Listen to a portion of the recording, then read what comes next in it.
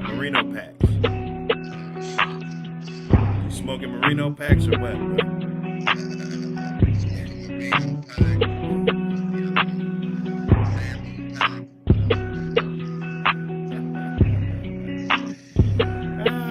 Hey, I'll have what he's having. Not the yellow packs. Oh shit. That's crazy. What's up with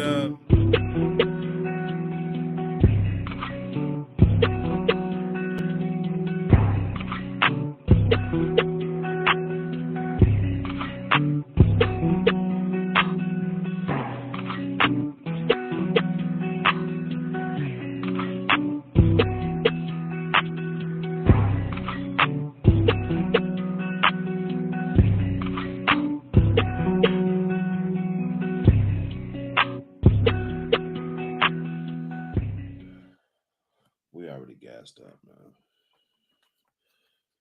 It's a Wake and Bake exclusive. Bucks.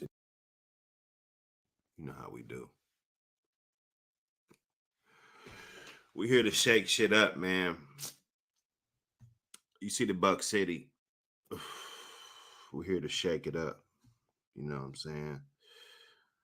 Trendsetters. I'll make sure everything's straight. You know what I'm saying? This is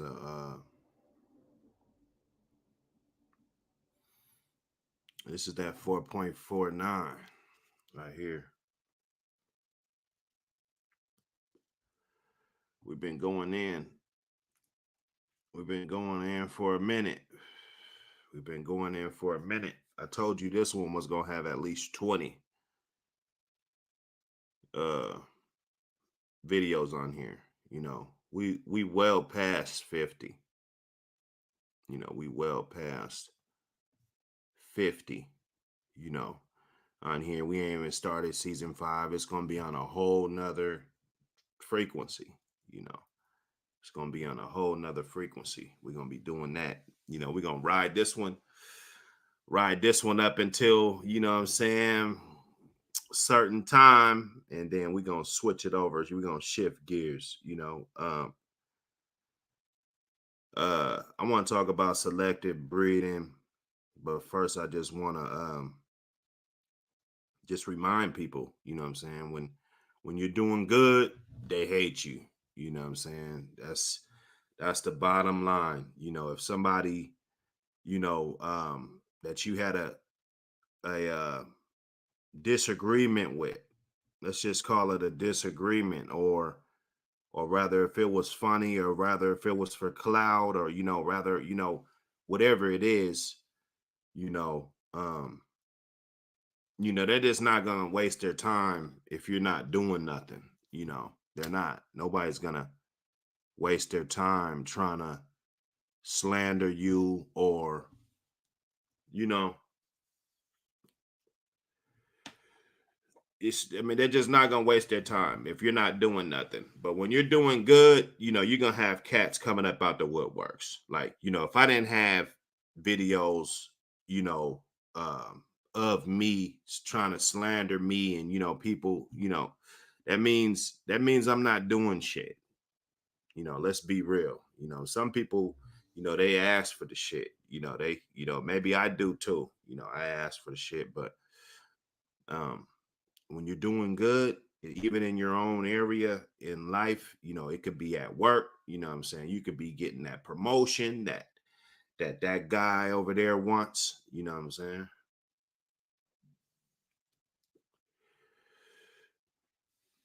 You know, I hear a lot of you know, cuz I stepped into this world. I knew it was a crazy world, you know, being a breeder, you know, trying to create your best version of the American Pit Bull Terrier, and, you know what I'm saying,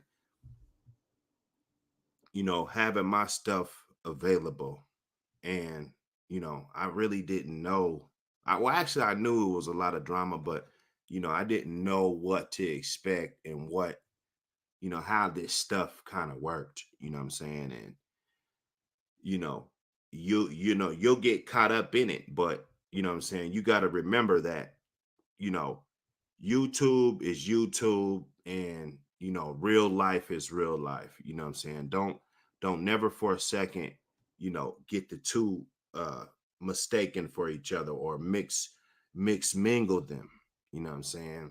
Uh Usually when I'm in on YouTube, like, I don't even, like, I try to do little yard shit, but I'm not even gonna lie.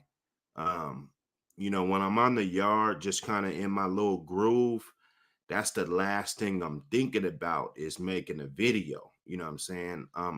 I'm building something. I'm doing, you know what I'm saying? I'm scooping up this, I'm wheelbarrowing this to the back, you know what I'm saying? I'm doing, you know, different things that really doesn't, you know, it doesn't allow me to get in my comfort zone, like when I come in my little office, and, you know, I light up, you know what I'm saying?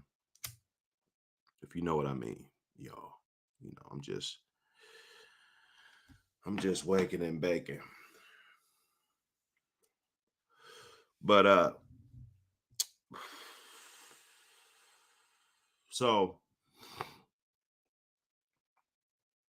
you know, for not for a second do I want to get the two confused, you know, with each other. You know what I'm saying?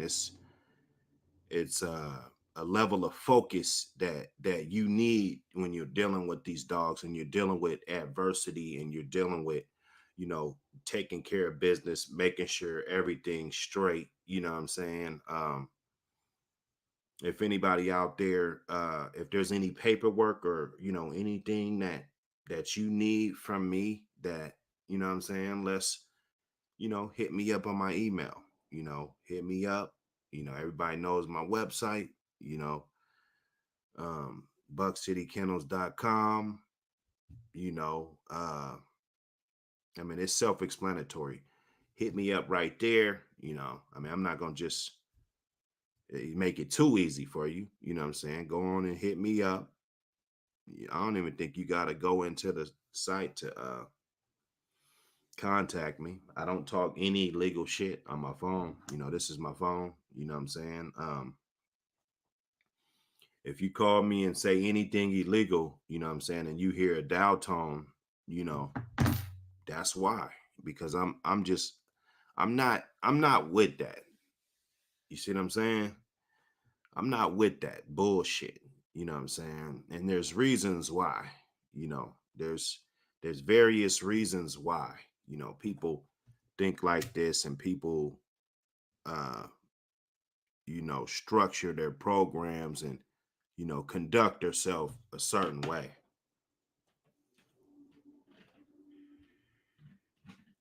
uh where we at? um I thank everybody that took the time out to go get one of these Buck City shirts. I hope by now they should be arriving. You know what I'm saying? The ones that I sent out, the first batch that I sent out, I got a few more to send out. Got like three more I got packaged up, ready to send out. Um, we just been trying to go in and do something positive. You know what I'm saying? Of course, when you do that and you show people that, what I'm saying, you're trying to brand and you're trying to, create something. Everybody wants you to, um, they want to create something, and they want you to be a consumer of their product. You know what I'm saying? That's what everybody wants to do. You know what I'm saying? I'm here to tell you that, there's enough out here for everybody. One breeder doesn't have to be mad at the other breeder because you know he been selling well, I don't know, maybe if I was selling puppies for 25, 30 years, and then there was a guy that just started really selling puppies hard maybe a year and a half ago, you know um selling anything, maybe like 3 years ago, just like, that first year, I think I had two litters, and then it started to pick up, after that first year of, trying to let something get out. But I mean, you know what I'm saying? So I don't know, man. I don't know. I just been seeing a lot of attacks on breeders. I just been watching. I've been checking out my YouTubes, and sifting through it and just kind of seeing, because I'm trying to connect the dots. What I'm saying, I'm trying to see really, who, because I know it can't just be regular civilians because they don't have anything at stake. When they coming at, like when they come at you, you have arrived. I'm just telling you that now. You know what I'm saying? When certain individuals uh plan assault attacks, what I'm saying, on your career, you know, um, which is, it means everything to somebody with a weak mind. That's what I always preach, having a strong mind and knowing what you want to do, having your plan and staying focused, tunnel vision.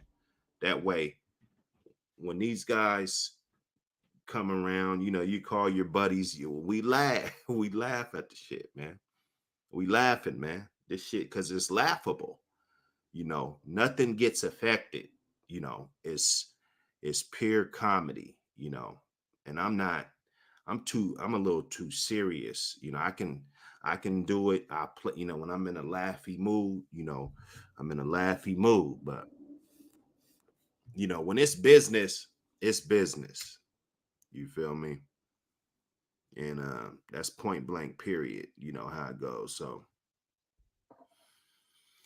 hit me up, on the website, what I'm saying. You can shoot me the text, what I'm saying, all of that. And if you're trying to get on one of these t-shirts, what I'm saying, it's automatically gonna enter you into the free puppy giveaway, people think it's fake, but when that chat reaches that 200, probably this Sunday, if we do the Bulldog Sunday, I mean, if I'm busy, it is what it is. But what I'm saying, I anticipate on getting on there, what I'm saying, probably later on in the day. If you're on the West Coast time, probably, around 5 o'clock. I know how football is. Everybody is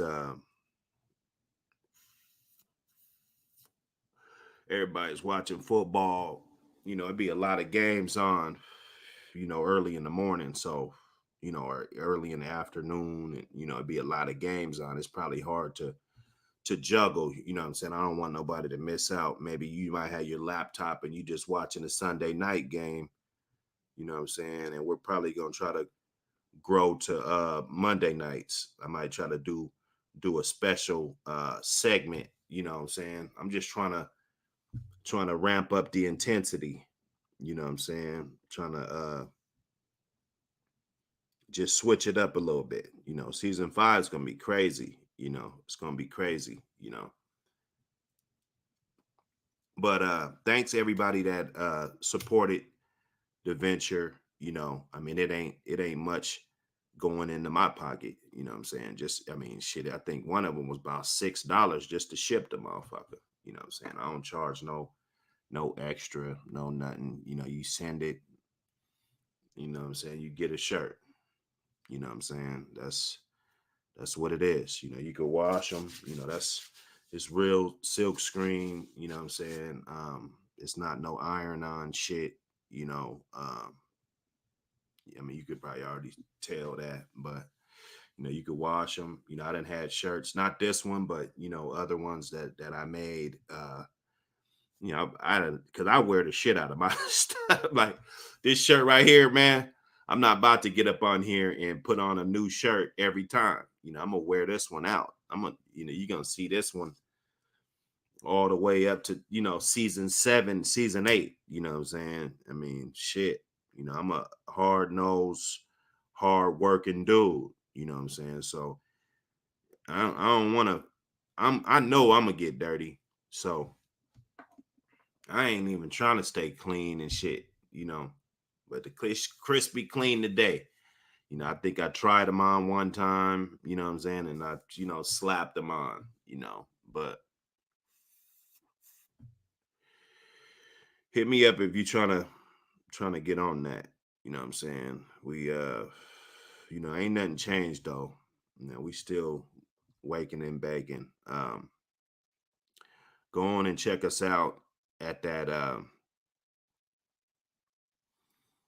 at Buck City 2020, on Instagram. That's gonna be where you're gonna see most of the production. That's what you're gonna see. A lot of the dogs from the past that we had, a lot of, what I'm saying, even dogs that got confiscated, I'm gonna be doing a bunch, on that, and either the return or the goodbye, what I'm saying. I'm gonna be doing a lot of that over there. Like I said, I'm really not that hands-on, when it comes to just being on the yard, and it's just certain shit. It's for haters. They don't know. Motherfuckers don't know. I got 2 dogs.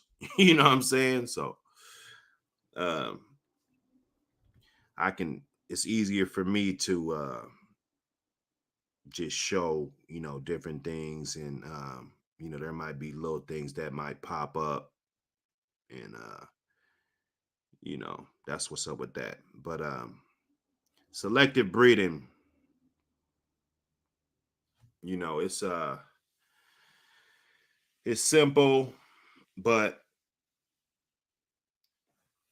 it's um it's complicated when it comes to who is the person selecting the breeding.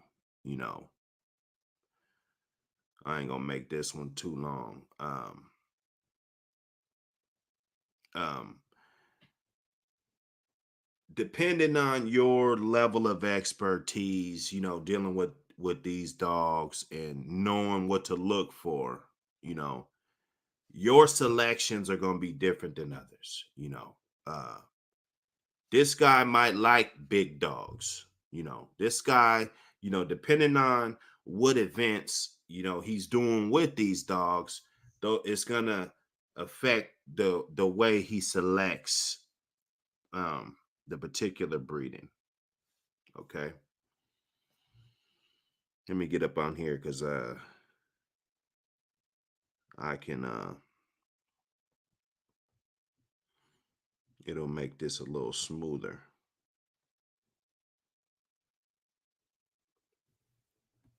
Okay, so if you got a new guy in the game, he doesn't really know what to select. So his selection is going to be much different from the guy that's been in the game 5 years, 10 years, 20 years, you know what I'm saying? Cuz he's probably seen that.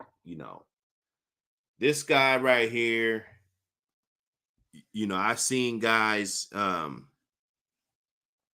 keep puppies till they're um 4 or 5 months old, kept the whole litter till they're 4 or 5 months old. So they made their absolute selection. Means nothing, but in the eyes of the beholder, it means everything. Some people will say, well, you can't pick the best dog out at 5 months old. Well, it just depends on what you're looking for. You know, uh, some people bred off of color, you know, just like, we hear about dogs that, or dog men that really didn't like select the black dogs, you know. They went for the red dogs. They went for the buckskin dogs. They went for those colors. You know, I've seen people only like the black dogs. I've seen it. I'm not saying that they were like tremendously big breeders or what I'm saying, but just or I'm not looking at anybody else's yard, but this is like something that I know, you know, somebody that I knew, and that's what they liked. They liked black dogs. So they're selecting those. I have a litter, I have a black dog in there. He automatically tell, or you already know I want that black one. You see what I'm saying? So that's his selection. You know, some people like the more thin dogs. I went to the dog show, and I was surprised that I saw, a lot of these thin bone dogs. I felt good about, some of the stuff that I was bringing, because even though like they were cleaning up house, with those thin bone dogs, they were getting ribbons and, trophies. And I mean, I don't know if it's politics or, I don't know. They had really clean, good looking dogs. You gotta get in there and look at the standards and find out what they're looking for. But, you know, me just on the other side of the fence looking at the dogs, just there judging the dogs and, you know, uh comparing them.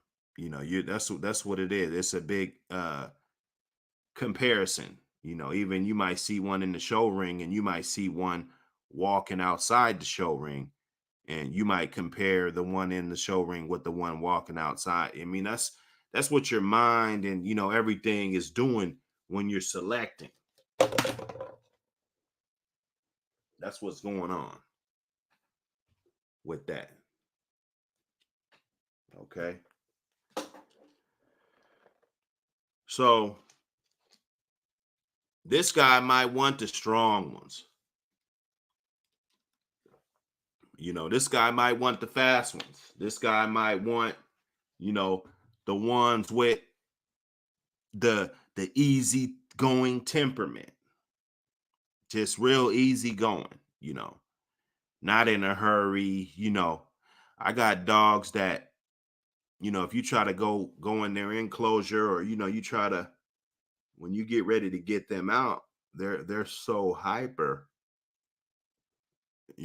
like you got to be careful because they might just bolt up out of there, and they'd let you know because they're all on the fence. And what I'm saying, once you try to get them out of the cage, so some people might not want that. Some people might want the more easygoing ones where you open the cage, they just sit there and wait for you to put the leash on them. You know, this is all selective, when we're talking about things, you know, if you're doing the wall jump, I swear, I would have got in it this year, but everything's been shut down. If you're doing the wall jump, the wall climb, you know, I'm going to be picking those dogs that I saw could jump, 6 feet high. I'm 5'10", so if if uh if the dog jumped up in the air and jumped damn near past my head, that's like 10, that's 6 feet. So I've seen dogs jump up almost in a vertical, doing that. So imagine if they run and jump and climb, and what I'm saying, just really, really athletic dogs. This one right here was tremendous. When it came to that, her prey drive was was ridiculous. You know, you know. I'll introduce her in due time, you know, certain things, because these rats and these internet dudes, they wanna, they'll they'll try to get anything, man, and just be on some rat shit. You know what I'm saying? For real. So you have a litter. Let's say you raise them all up. You put two at your cousins, send one down to your partner in Mississippi. Shout out. Um, you know, and you raise them all up, and there's just one in there that's just absolutely amazing, or there's two in there that's absolutely amazing, you know, and you think he's so good that he has to be bred because that's your that's your baby, that's your gift horse right there, you know.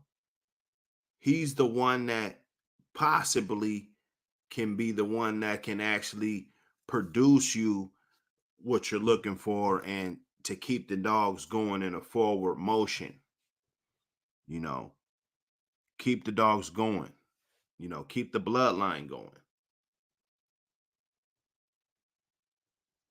These dogs don't last forever. You get, I don't even know what the average is. Like, what's the average lifespan? Like they say, average NFL career is, like 3 years or something. You know what I'm saying? Like, what's the average lifespan of an American Pit Bull Terrier? You know, I mean, I've had plenty of yard accidents, just different things. I had dogs, they swallow shit, I mean, these dogs, it can be very tricky to deal with them.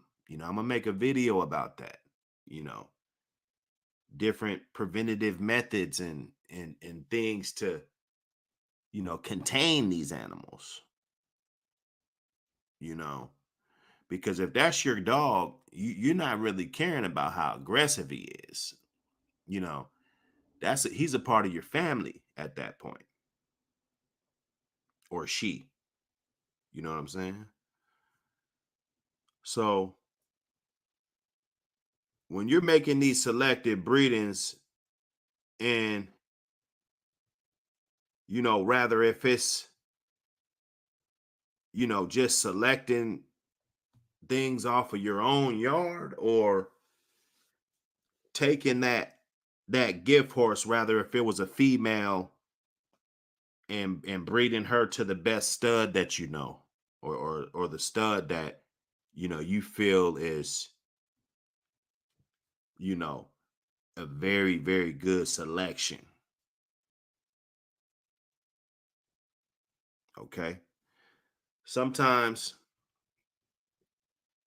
sometimes people will do selective breeding based on the rarity of a family of dogs. They got this one dog, let's say it's some heavy rascal, you know, no Jeep, you know,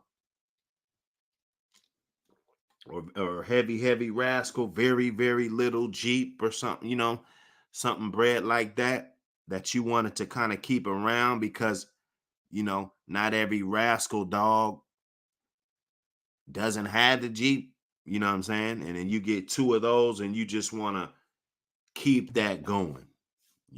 That's selective. you know it's a different kind of selection, but in all reality, that's pretty much what it is. Now the complexity of what you're selecting for and what you're looking for, you know that's huge. you know you might want the dog with the different dimensions to do different things. If he's a weight puller, you're going to want him to be a certain way, so that when you're breeding these dogs, you can continue to compete at a high level, because you're breeding the dogs for that purpose. That's kind of the beauty of these animals. You can kind of breed them for whatever your lifestyle, whatever you're doing. If you want small, calm dogs, that's what you do. You go get the smallest, docile, calmest dogs. And when the offspring come out, you don't get the hard-headed one. You get rid of him. Or not rid. I think that's a bad word, that people think that's a bad word, but you rehome his ass, okay? You know, you rehome him. There's nothing wrong with him. Some people like when I was younger, I used to like crazy dogs. I really did. I loved crazy dogs. If a guy said, "Man, this dog's crazy, man. She chew her chain up. She do, I'd be like, "Wow, send me that. Send me that." You know, because I wanted the dog that had the most animalistic traits, you know, to create from. Like if this big dog that's just, man, he's just a monster. He might not be the best show dog, but damn it, when you breed him, the drive and things that carry on, you know, I mean, I just bank on that alone, just, I've had dogs, like that were extreme, you know, when it came to their attitude and their drive, and what I'm saying, they were just absolute animals, and they produce well. I've had dogs that were, they just good dogs. They won't use the bathroom in their crate in the house if you got the dog in the crate, or they won't. I mean, those are qualities that I like about dogs. You got some dog. I had a dog, you take him outside, um won't use the bathroom, won't, I'm telling you, dog won't use the bathroom. You put him back in, and that's pretty much where he likes to go, in his cage. You know what I'm saying? That's that was him. You just wait for them to get a little older, and until you could put them on outside. They're not getting the picture. They're not getting the picture. It's more time and stuff that could be spent, with that situation. I think it had a lot to do with the way they were when you keep them together as puppies, it's good for the camaraderie of the dog and the development of the dog. It is. But it could give them bad habits when it comes to being sanitary, stepping in your own shit, shit like that. It could teach them that type of shit. Because if you got a litter in a cage or whatever, I got big ass pens, I got really nice setups when it comes, for puppies, so, when you keep them together for a long time, they develop, I wouldn't even say bad habits, but they develop different habits that some people would not like, some people like, Like, you give the dog to a person that's not a dog man and they take the dog outside for 20, 30 minutes, they might be smoking a cigarette or something, and the dog doesn't want to use the bathroom, and then once she brings the dog back in, it just pisses and shits in the crate. You know what I'm saying? Like you'll be irritated with that, you know. So it's all about the selection. It's all about getting to know your dogs, getting to know your line. You know that female, you know what type of shit she throws. You should know what to expect, and then when you find out what that male throws, you know what to expect. And then you actually witness and you seeing what it is that they're throwing. That's the process, you know. We can get up on here and act like motherfuckers is magicians and shit, and got a magic wand and doing these breedings. But I mean, at the end of the day, you got to find out what you got. If he's gonna be a good weight pulling dog, if he's gonna be just pretty as hell, little small dog.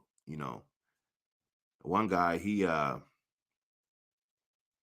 think he stays in a condo or something like that, and he got a dog, and he hasn't got it yet.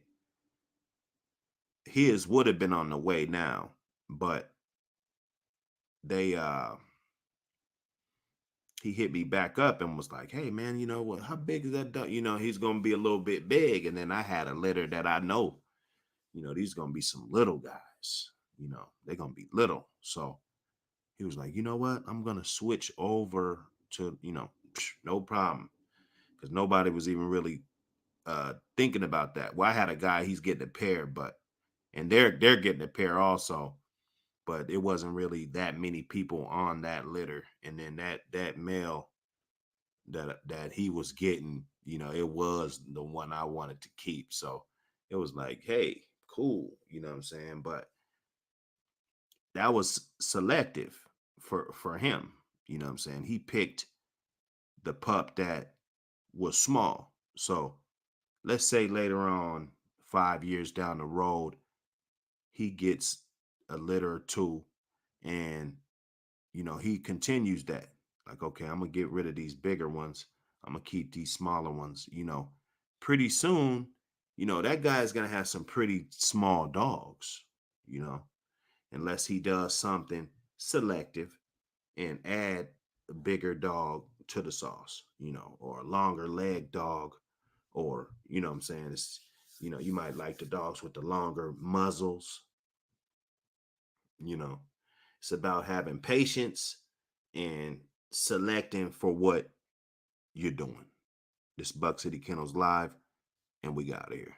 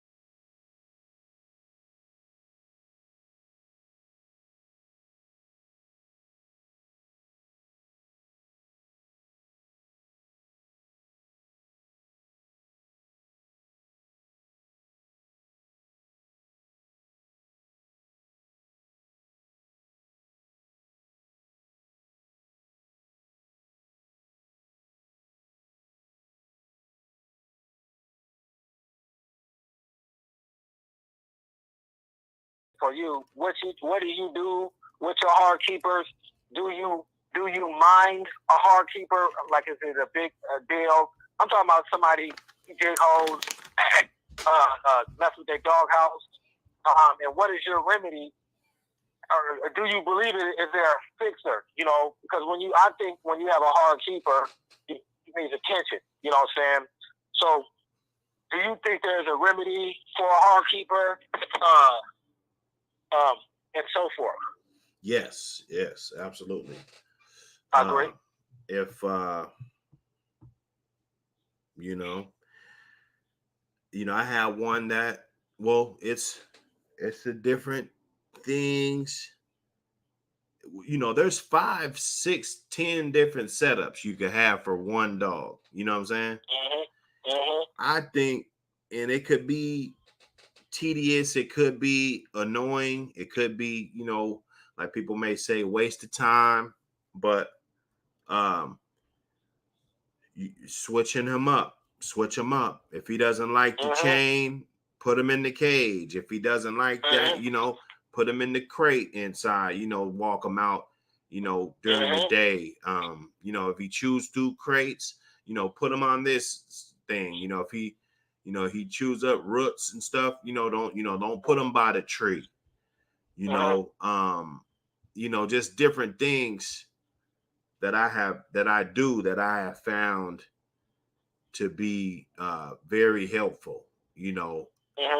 I've seen dogs on a cement platform with a pole that comes out of the middle to where I know what you're talking about. You could tether him there. I've seen that. He a digging motherfucker. Put him on some damn cement. He ain't gonna dig through that. It's just, that's the only thing that I do.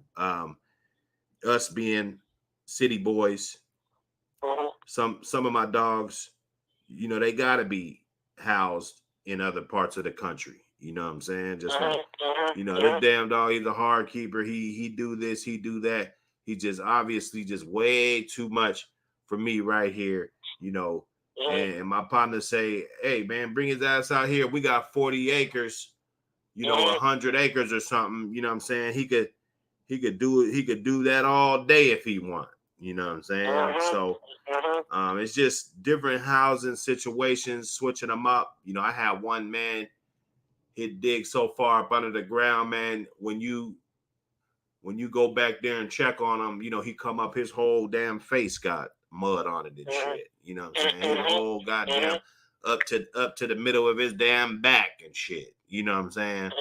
Just muddy. You know what I'm saying? His teeth, all in his mouth, mud, to where he looked like he needs some goddamn milk or some shit. You know what I'm saying? Because he chewing so much goddamn dirt and shit, and you know what I'm saying?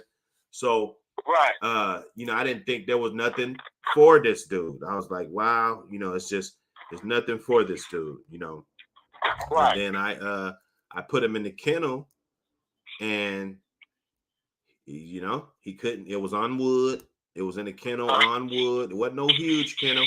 It was a 5x10 kennel, and he picked up his weight and everything, and he was cool. Right.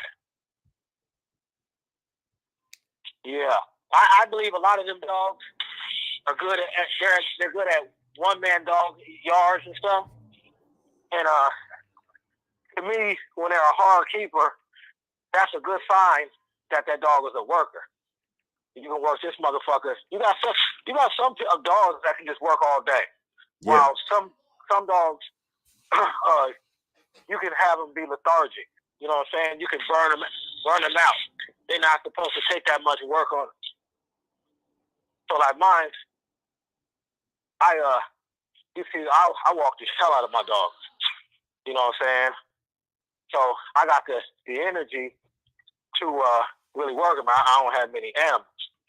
So I think the good fix of them dogs is, put them in the house, put them in the yard, or home them with somebody who doesn't have a whole bunch of dogs. And somebody who's gonna be real attentive to them type of animals versus you got some dogs that just fit right in and chill, and them are the dogs that you can bring into a house and they'll lay up in the corner. You know what I'm saying? While you got a hard keeper, he'll tear your whole goddamn couch up, but he needs to be with somebody who's really gonna work him. You know what I'm saying? Right. He's not an apartment dog. You know what I'm saying? He's not a house dog. Where I have one, he don't like being in the house.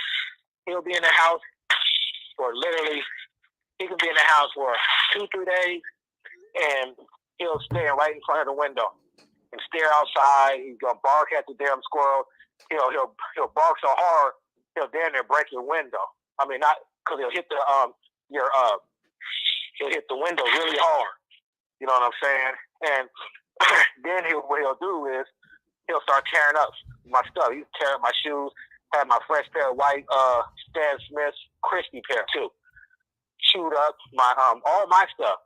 He had my phone charger. I come in from work. He had it all piled, and basically let me know he wanted to go back on the the lead for the chain spot. Right.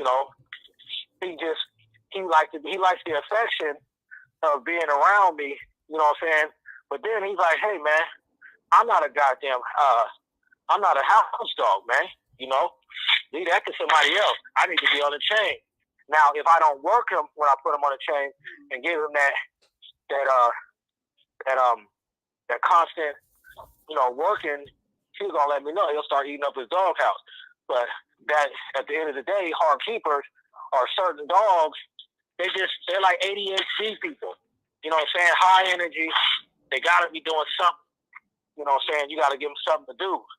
So when a dog's a hard keeper, at my point, in my aspect and view of it, he's just a dog that needs to be worked. You know what I'm saying? Period. While some dogs are just laid back. You ever see them dogs that just be chilling? Yeah. I got a dog. You come out here, everybody else will jump on you. This motherfucker would just sit there and look at you and like, man, what the hell you want?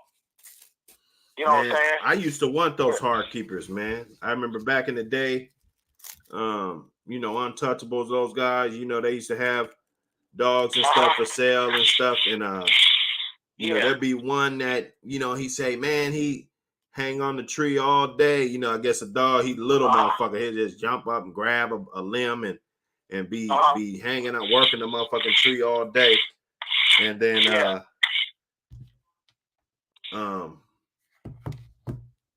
man, these dudes, man, they be texting me anything. Yeah, so I would want that one. I'd be like, man, let me get him. I'm like, because I got a little. Think about it also. Just think about it. You was young and you was out moving and grooving. Right. So he fits you. That's why. But as you got older and more sedentary, you don't want one. You know what I'm saying? So that kind of goes back to what I was saying. You like them because he fits your lifestyle. Right. You know what I'm saying? Your attitude. Young, rambunctious. You want that. You're like, here, let me talk all day. And he loves you, though. Well, I know I got a better chance of him being something that I want more than this little quiet dude. Right. And that doesn't, I'm not going to, start a whole nother argument. I'm not saying that the calm ones, we know this, Right. But, just getting it from somebody and you don't know shit about them, you only thing you saw is one damn picture. You know what I'm saying? It's like shit. I mean, back then we wasn't getting like videos of the dog and shit like nowadays. You can get a picture and a video within like 2 minutes. Yeah, right. Like back in the day, I don't remember getting a dog. You didn't even know how I was gonna look. Well, back in the day, people had to actually get like a digital camera, take a picture, and then upload it to like their email or something and send it to you. You know what I'm saying? Like that's a big ass hassle rather than me just take a picture and hit send. Yes, sir. Yeah. I know. I totally agree. Man, times change, bro. That's crazy. I mean, I remember we used to have to call the dog man's house phone. Like that's That wasn't no cell phone. That was their house phone. They wife answer the phone and say he's on the yard, or he don't get home until this, and we would have to wait and call them at a strategic time, us being 3 hours different, you know, in a lot of cases, you know what I'm saying? So it was things definitely changed, man. It helps me appreciate all the journeys and, you know, everything that went along with keeping these damn dogs, you know. And then they'll still get loose and want to kill each other, you know what I'm saying? After all of this that we know, all this knowledge and stuff that we had, and all the lessons that we learned from, you know, one of these damn dogs will still get off and you know, cause a casualty on the yard. You know what I'm saying? So but that's just dominance of any dominant breed, and of course you know this. Well, just even being a dog, being a canine, a poodle is if you get them around 3-4 dogs, a goddamn Pekingese, a poodle, they're gonna have some sort of dominance. You can throw some food in front of them and let them eat, and most of the time the dogs will scrap over it. You know what I'm saying? You know, one of them little Maltese or something. You know what I'm saying? You know, that's just the dominance of them, of a dog. Period. You know, it's crazy because in America now, you know, most of the people, your average neighbor in the city, they don't even want a dog to be a dog. Like, you know, I walk my dog and stuff by their houses, and, you know what I'm saying? You know, I'm walking down the street with my animal, and, you know, they little dogs to be barking or whatever, and they be really on their dogs to shut the hell up. He's just barking because he's a goddamn dog. I mean, at that point, you might as well get you a rabbit. Right, you know? Right. And I'm not talking about excessive barking. If I'm just walking by, you know what I'm saying? Your dog is happy he's seen a fucking another dog. Right. You know what I'm saying? And, you know, for whatever reason, I mean, you know, I'm sure dogs communicate, but, you know, I don't, you know, over excessive barking is one thing, but, you know, just barking when they see another dog, these people, they don't even want you. You can't do shit with these goddamn dogs in America, period. You got people who want a dog, but then take that same dog and put it in a damn crate all damn day.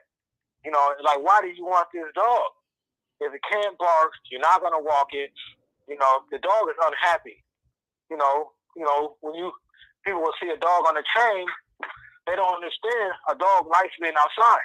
He doesn't have to wait to piss and wait on you. No one's happy. If a motherfucker had you and told you when you can piss and shit, imagine that. Yeah. You know, would you imagine that right there? You know what I'm saying? Versus when you're outside, you can go bark at a goddamn bird or a rat or a squirrel. You can shit, piss on when you want to. You know, people don't put themselves in these dogs' perspective. You know, if a dog barking is some sort of communication. So, you know, a person, I don't like excessive barking, but we're talking about I'm talking about the tree hugger people. You know what I'm saying? They don't want their little barking ass chihuahua to bark. So, what happens, you know, they turn their own fucking dogs out. You know what I'm saying? These people need basically fucking rabbits and shit. You know what I'm saying? And not a dog, period. You know? So, yeah, but you had said something, and we were talking about the hard keepers, and then you said about the little quiet one. How you feel about the little quiet one? Well, you know, I like them. I like dogs that behave and they you know, when it's time, you know, like I said, you know, they don't have to, you know, all that prey drive and shit, you know, that's not like, I mean, I understand you do got dogs that are wild as hell, and then, you know, yeah, this dog got prey drive, but I like them ones that be cool as a fan and just chilling, just sitting there chilling, and then as soon as you pull something out, or as soon as it's time to go, you know, that's when all of that comes out too. I love those, you know. I love those types. And you know, I think that comes with maturity of having these dogs for a certain time, because I would say that you're thinking, if most youngsters in the dog community of this breed that thought like that, because what you said is about the rowdy dog, the hard keeper. I was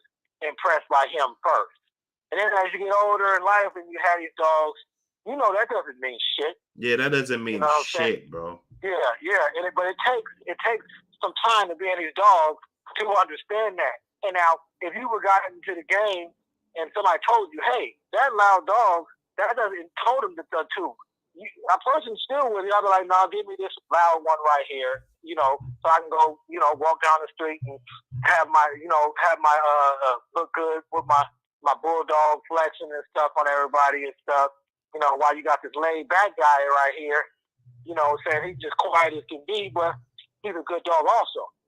Not that one's better, but I think that kind of comes, that you were saying, it comes with the maturity and you as a person, as an individual, you think?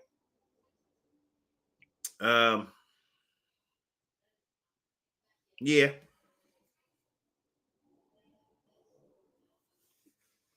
Yeah, I think so. Yeah. I was just a thought that when you had said that, I can appreciate a real quiet dog, but again, when I be thinking, when you want a dog, he sees something and he's not attracted to it. You know what I'm saying? Sometimes people, like, say for instance, he sees a rabbit, and he doesn't, have any sort of like prey drive towards it. A lot of people can judge the animal and think, yeah, he's not going to be this and he's not going to be that, and they'll let the dogs, probably call the dogs out the program, give them to somebody or whatever, and a lot of times in dogs, or it could be, you could have a ticking time bomb, or you'll hear a great story about the dog later, so that you regretted that. You know what I'm saying? Yeah. Some of them, you get rid of them when they're young, even if it ain't for a bad reason, because I got plenty of patience.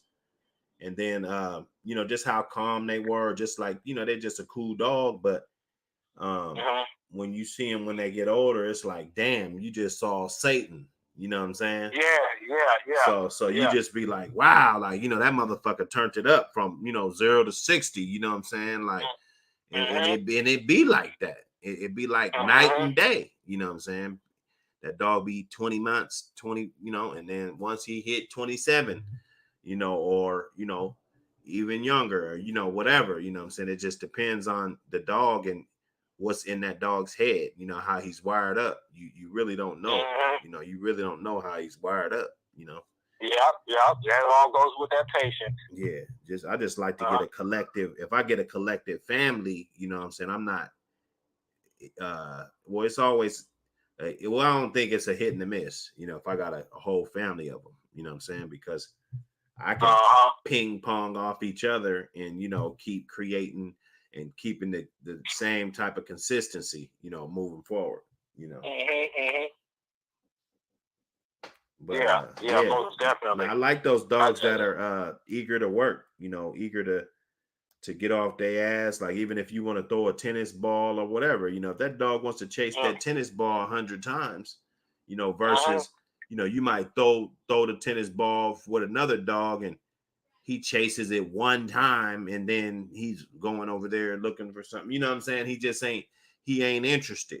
You know what I'm saying? So that there's nothing wrong with that, but to me, that dog is going to be harder to work, probably. Yeah. Unless he just loves a treadmill or he loves, what I'm saying? I think it's, those dogs that, they're on something. Like, I know I got dogs, all I got to do is just pick up a stick, just a little branch off the ground, and just wave it in their face, and they're ready to and they're ready to just jump over a car trying to get the motherfucker. You know what I'm saying? They'll jump through a goddamn, you know what I'm saying? And they'll hurt themselves, trying to get this goddamn thing. You know what I'm saying? So just the determination is, a lot of times it's just gotta be in the dog, in the bloodline. Not the bloodline like as a whole, but in that particular, those few dogs. That's why when we're looking at the pedigrees, yeah, I do look back generations, but Yeah. I think those first few dogs or the first couple generations, you know, just say the first 2 generations, those 6 dogs right there. I mean, Uh-huh. shit, I think they got more influence than the ones in the back. You know what I'm saying? That's All just right. me, though. You know. I got another question for you. What do you feel about throwbacks? Do you feel when you see a certain dog, do you think there's a such thing as throwback in these dogs, or do you think uh, that? I mean, I you know, it's kind of like a question in itself if that's already answered. But I'll just say, how do you feel about throwbacks? And then, do you feel uh, when you see a dog that how do you call and look to call if you do believe in throwbacks and dogs?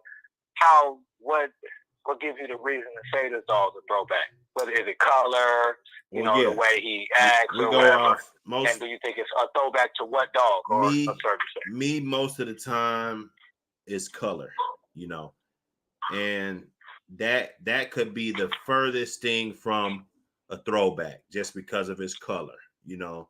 Yeah, right. But that's what I go off though. But Okay.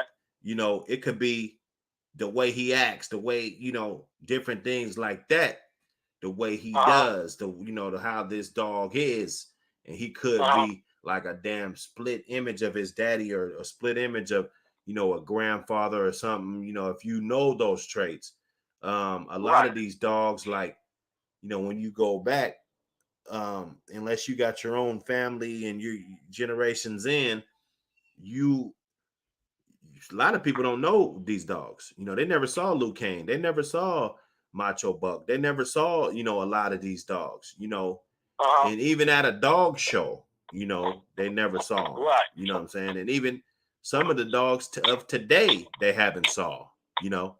Right. So all they got is that puppy or something. You know what I'm saying? You Mm-hmm. know, they never saw that good dog that's hype. So you won't know his skin texture. You won't know um his drive, you know, some of the things he doesn't like, Uh-huh. you know, some dogs, they don't like water. You know, Right. they try to chew on the water, like just like that vampire bitch. You know, if there's one of them in there that's doing that, I mean, clearly, you know, it didn't come from the daddy side. You know what I'm saying? Like that Right. bitch, you Right. know, Which, that's some of the yeah. things that she does. You know what I'm saying? So Or you taking the part of genotype and phenotype. right. Right. So like with so genotype color, what about phenotype? You say, okay, well, if so say back, okay, like well, throwback to, I guess also another question I'm saying on the throwback. Say for instance, if you're breeding on a particular said dog, like we'll say Mayday, you know what I'm saying? And Mayday is he's in your dog, like say for instance 10, 15 times, but he's back there in the fourth generation 10, 15 times sprinkled up in there. Do you think that a throwback, when you see a dog, that you could get a throwback, not necessarily of the dad, but of Mayday? Since you are line breeding, do you think that's possible? Or is it that you're just getting the consistency of the strain? I think I think it's possible to get better than Mayday, you know, doing like Right. that, you know. But now, would that be considered? And well, that ultimately that's the goal. But would that be considered a throwback? Would you attribute that as a throwback, or would you say, "Hey, I produce a dog even better than him, but off using the same strain"? Well, I mean, you could look at I it. You could look at it like, you know, like let's say you produce 3 males, they all look like Mayday, and but you know you're gonna pick the best one that probably performed like Mayday or something, or you know what I'm saying, got the better structure. You know what I'm saying? hypothetically, You see what I'm saying? yeah. So, I mean, which one are you gonna pick? The one that was the better performing dog or better show dog, or the one that just looked like him? Like what? That's preference. You know, Yeah. that's when it Well, comes down to preference. I guess I was asking it in the question form, not necessarily. Well, do you believe that, would you attribute that to that quote unquote term, oh, he's a throwback? So is that just a miss? Is that term just a throw around term, throwback, of the sales pitch, or is that a term that is a literal term in the animals that we like? I think it's color. I think, you know, the most. Well, I can only speak on myself. I try to say more of what I do, you know, but I this is think all opinion. most Our whole people conversation is opinion. just like if there was a white dog way back in your pedigree, you know, and let's say he was a good ass dog, he could jump 30 feet high off the ground. You know what I'm saying? And then you get 5, 6, 7 generations, or even 4, 3 generations later, you know, you get this white dog. You know what I'm saying? Now he could only jump 2 feet. You see what I'm saying? But there's a black one in there. He could jump 30 feet though. You see what I'm saying? Yeah. So at that point, it's your preference. Which one are you gonna say is the throwback? Is it gonna be the white one, or is it gonna be this one that doesn't necessarily look like him, but the way he's wired up is exactly like him? You see what I'm saying? So what I think most people will go off, because a lot of people probably haven't saw 5 generations. They're just gonna go off the color because they don't know how that dog actually was to know if he was a throwback. Like some dogs, you know, when they see other dogs or they see certain things, they make a certain noise and they do certain stuff. Like I've had dogs that, you know, they more like they daddy, even the Michael Myers stuff. Some of them, you know, they be overall, you know, decent dogs, good dogs, but some of them, you know, when I look at them, I handle them, all that shit, you know, and it might not be the color, but I'd be like, damn, this motherfucker just like his dad. You know what I'm saying? Right. So, you know. So the throwback term isn't like a sales pitch or anything. Sales pitch. Nah. Or I think it's real. It could be misused, you think? You know, like when people say they put a dog up for stud, you know what I'm saying? And, you know, they'll say, well, he's a throwback of Mayday, you know, and, you know, I think a lot of times that term can be misused, you know what I'm saying? Versus, I do believe that there's, well, I won't say I believe, but I kind of, in my opinion, I do tend to say if I get a certain color. Well, if he looks like Mayday now, let's just say he looks like Mayday, and he was a big old dog and shit, and that's what you wanted, something that, like, let's say you were just a Mayday guy, and you wanted to go to the dog show with a bunch of Mayday looking dogs, you know what I'm saying? And he had the dog, he said it's a throwback of Mayday. Yeah, he could be exaggerating in some areas, but I guess if he looks like him, he looks good, and he throws dogs that look like that, then, you know, I don't see nothing wrong with it.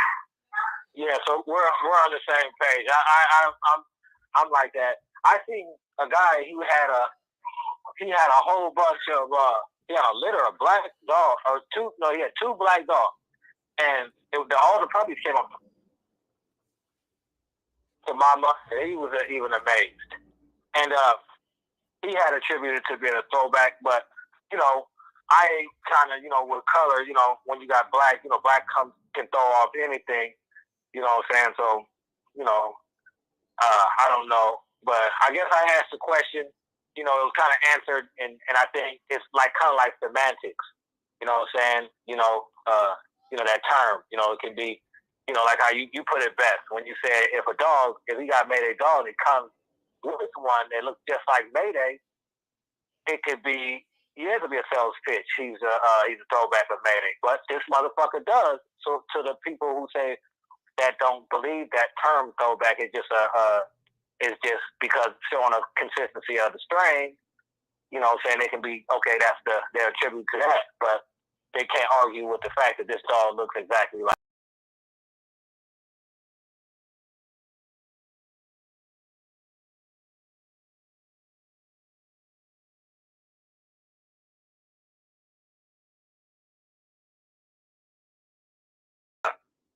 You know, and hence Lightner is he's heavy. His dogs were with the mostly of the old family red nose stock, or that we know, the old family stock that we know today, So, but a lot of people, they don't look at the pedigree, especially like when you do that right there, when you show the pedigree, you show them that the Kobe dogs, most of the dogs that you actually be showing, they'll have some sort of, their nucleus would be a Kobe or an Adaibo cross. You know what I'm saying? And as breeders, it's up to you guys, breeders, to make sure that we have the vigor in the dogs and stuff. And that's an art. That's why breeding ain't for everybody. You know what I'm saying? And it has to be the whole combination. Very few dogmen had a whole trifecta. You know what I'm saying? Know how to condition, hop in the square and all that. We're talking about back then. You know what I'm saying? Hundreds of years ago. You had one good little cool movie that I like. It's called A Dog's Life. It's about you ever see that movie? It's from the 50s. I think, I did see it. It's on the internet. Yeah, it's on the internet. A Dog's Life. There's a lot of truth to that right there, I'm sure, because again, our history, American history, is right in front of us.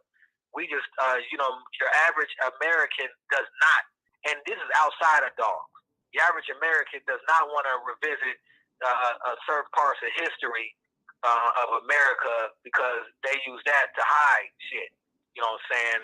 Like, we'll use Jim Crow, we'll use slavery, whatever. Your average person who doesn't want to deal with it, the first thing they're going to say, that happened 400 years ago. No, it did not. It happened way less than 400 years ago. The Jim Crow, where no whites, that shit was only 70-something years ago. You know what I'm saying? So the history of America is all right there. Even the pit bulls. When you go in the courts and they blame pit bull fighting on black people. Man, it was white people importing these goddamn dogs and developed this dog. It was actually used as the bulldogs. Even they changed. The term bulldog did not mean that English bulldog that they had for the Georgetown Hoya. You know what bulldog they're talking about? They're talking about the American pit bull, but they don't want to use that one because it had the negative connotation to it. You know what I'm saying? So they could use the fake one. Much like how they use the bully. He's deemed as the big bad dog, but we know he's not. The true one is sitting right there. You know what I'm saying? But a lot of people don't like to go look at the history. Most of the time, the same people that they say, well, the way I read a pedigree is from the dog forward. Man, shut the fuck up. Or the one guy who says, only thing I like is just a bulldog. You can't like the breed totally in all totality if you're not into the parents and you're not amazed by them and how the breed develops. Especially in a day and time where you got a motherfucker just think they can just go out of nowhere and make up a breed. I shout out to this one show called the Bulldog Social Club, where he interviews people with dogs, with different breed of dogs, and it's very informal. People, because you'll learn of new breeds or whatever. But most of the times, when he interviews people, out of the videos that I've watched, he'll interview a lot of the time, not most, but a lot of the time he'll interview a novice, and they'll talk about how they got in the dogs, and they'll talk about how why they're doing these crosses. And there's been a few times where people were just doing crosses because they thought it would just be cool to do. You know what I'm saying? Versus, creating a dog with the purpose. Nowadays that's thrown out the window. Even though the American Pit Bull has its history, it is a dog that is created with a purpose, but it's dual purpose. You got one guy, he was on there, he's talking about he wanted to breed a goddamn Rottweiler to a Patterdale Terrier. And he said the only reason he wanted to do is, what did it do? You know what I'm saying? So, especially in the day when I'm comparing that, people just making up a breed of dog because the only thing they say you have to have it like certain generations, then you can get it registered, and people are doing it just for the vanity of it, So it makes me appreciate the American Pit Bull that has been through all this shit and is still here. Now it gets hidden. I do know it gets hidden by the names because it was renamed, obviously, American Pit Bull in America over 200 years ago. Well, I guarantee you that goddamn dog had a name before it came here. And it wasn't called no goddamn bull and terrier. I don't buy that right there. People, when you see when you hear his story, it's called a bull and terrier. The breed wasn't even created here. You know what I'm saying? And you know what I'm saying? And right. then you have some people that will say, well, they mixed all. I heard a guy talking about they mixed all bull terriers and all that. They did not mix bull terriers with the American Pit Bull.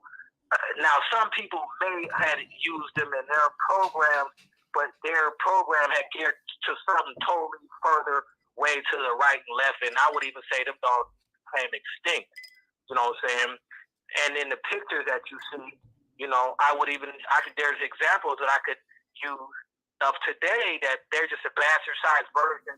They'll be like what a bully is of today. Man has always been trying to create something. And with dogs, that is, you got some people just breed dogs. Like look at in them third world countries. Have you ever seen how their dogs look? In a third world country, the dogs that you be running on the streets, they all look the same. They just look like a fucking dog. They don't look like no breed. You ever seen them?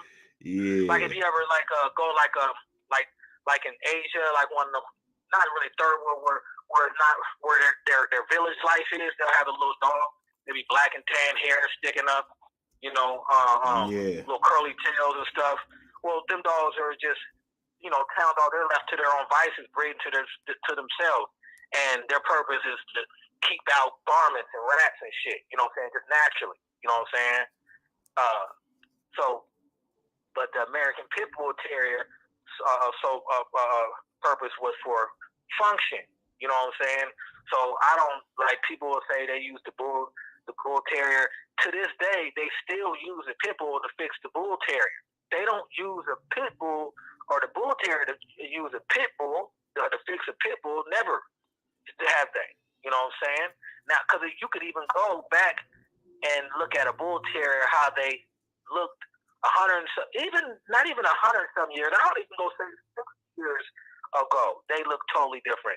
You go look at a pit bull, a real version of a pit bull, Kobe's Galley. You know what I'm saying? That's a good one. Or even the Gas House dog from 1890. That dog looks exactly of the dogs of today. No change at all. You know what I'm saying? Now, it says unknown pedigree, but that's because the registry wasn't developed at the time when that dog was when they had that dog. So his papers aren't on record. You know what I'm saying? But I guarantee you, Lloyd Cockney knew how that dog was bred. I mean, obviously we can't talk to him, but I guarantee you he could give you that dog's pedigree. There wasn't no peasant line or anything. Mm-hmm. But so that said, that the Kobe dogs, all these strains, the old family red nose, what is it? The old Henry dogs, which are the black dogs, that people talk about, like the Earl Tudor type of blood, which came from Blackjack Jr. and went on to be crossed up to make the Amstaff, that and Kobe's Primo.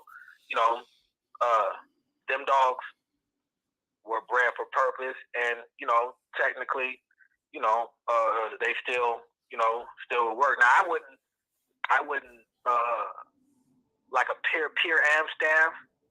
Now, I don't recommend this, but if you got a pure Amstaff without no cut, you know what I'm saying, like without no bully or whatever, you know what I'm saying, I wouldn't doubt if you stuck that dog to my male or your male, that it'll come with something that have some vigor. Now, I think it'll probably you may have something that be all over the place.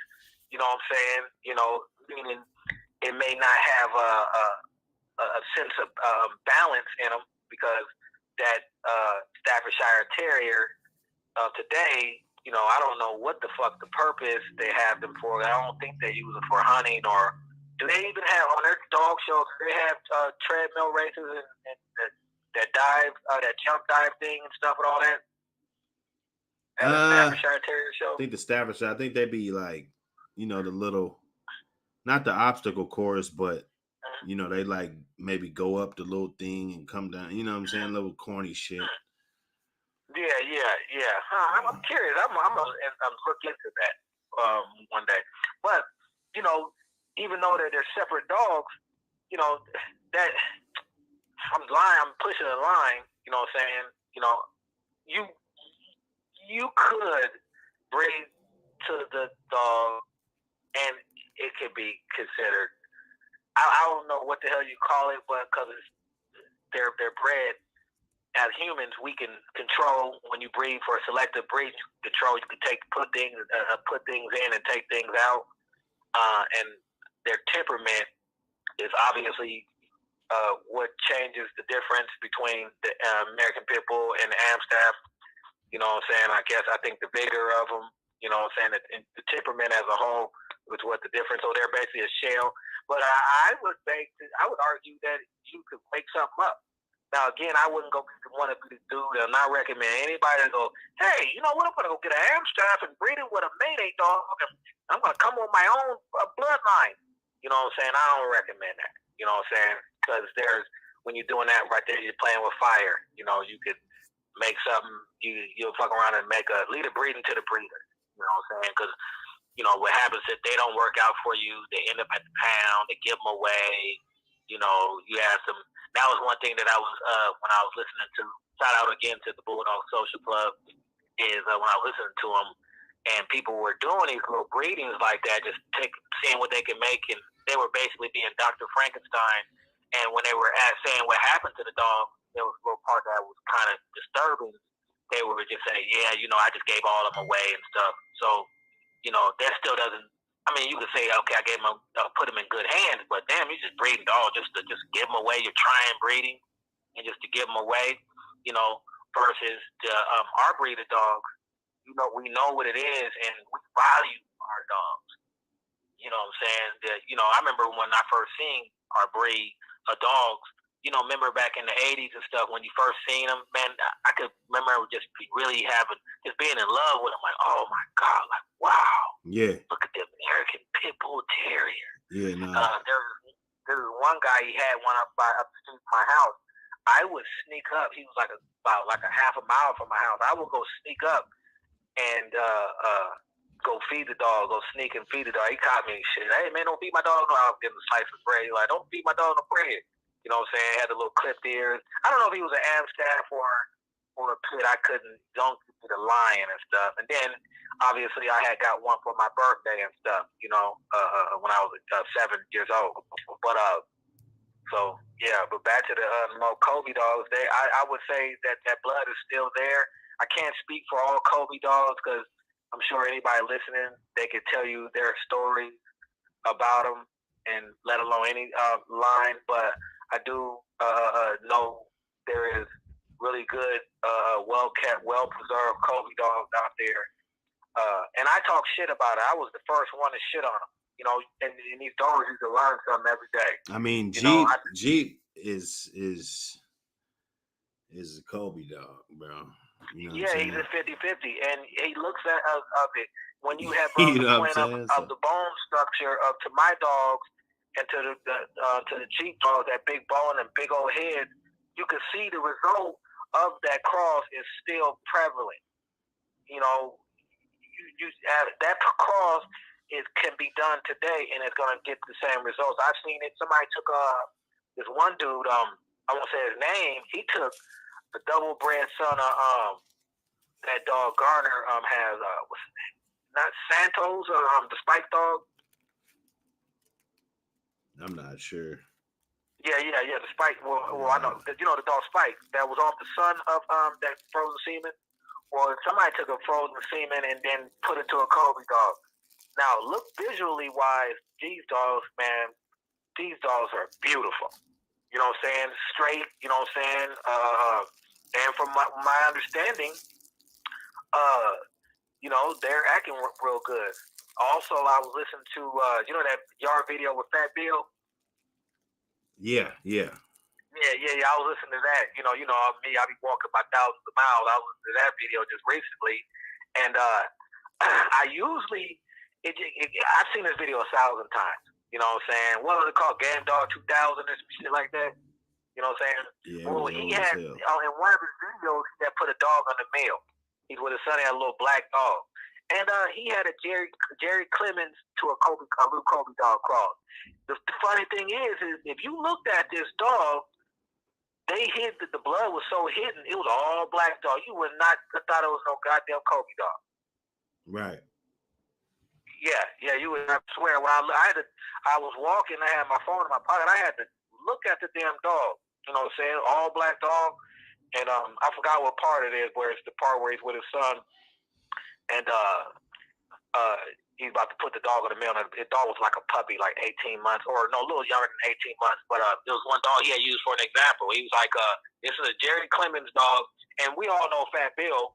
He's a dog man to the point where he's been, caught, doing illegal things with the dog. So just that said, you will say, the Kobe dogs are still relevant. You see what I'm saying? Yeah. Now that was an old video, obviously it was in the 2000s, but it's 2020. You know what I'm saying? So yeah, I think the gene is still there with the breed, with that line of dogs. Depending, just like any blood, it just matters where you get them from. You got some people that breed them, and they're the vigors there. They're breeding them really large, 75 pounds, and the heritage is there. You know what I'm saying? But when you selective breed, that's what we're doing. Anytime you breed a dog, it's called selective breeding. So meaning you could take a yard, somebody got a yard of 40 dogs, and let the chain go, and the ones that fucked and had puppies on their own, I don't think they would be the same dog as a man stepped in and selected breed them to the course that we want them to. Well, that was a good breeding you guys did also, Yeah. It was a solid dog to a solid dog to a solid dog. So it just wasn't just a breeding that, hey, this is a Kobe dog and this is a Carver dog. I know from in my dog's pedigree, I know the great grandma to my dog. Well, you don't really see too much Kobe stuff. Well, I don't see it bred up like that. Like that, it's pretty damn tight. Like, on some key dogs. Yeah. Well, the thing is this is what all the people always tell me. They're like, man, people kind of use the blood. They don't want people to know that they use it. And I used to always call bullshit. You know what I'm saying?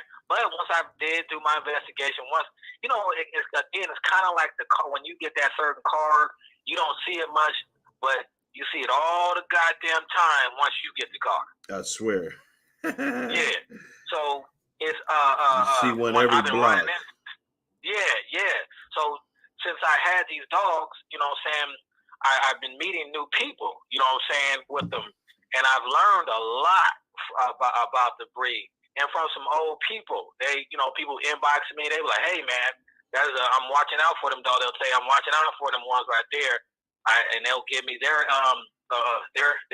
what they had with them. I've actually had people say they own dogs in that particular Kobe dog's pedigree, and they talk very highly of them. You know what I'm saying? So, again, it's just kind of like where you say good dogs, where you find them.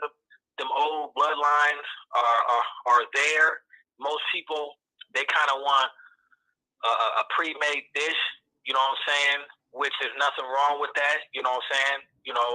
When you see the crosses, I guess for me is, one thing, and I always been like that, is I always had something a little different, and I always had the aim of kind of not necessarily creating my own bloodline, but my own, what I think is the American Pit Bull in the way of my own yard.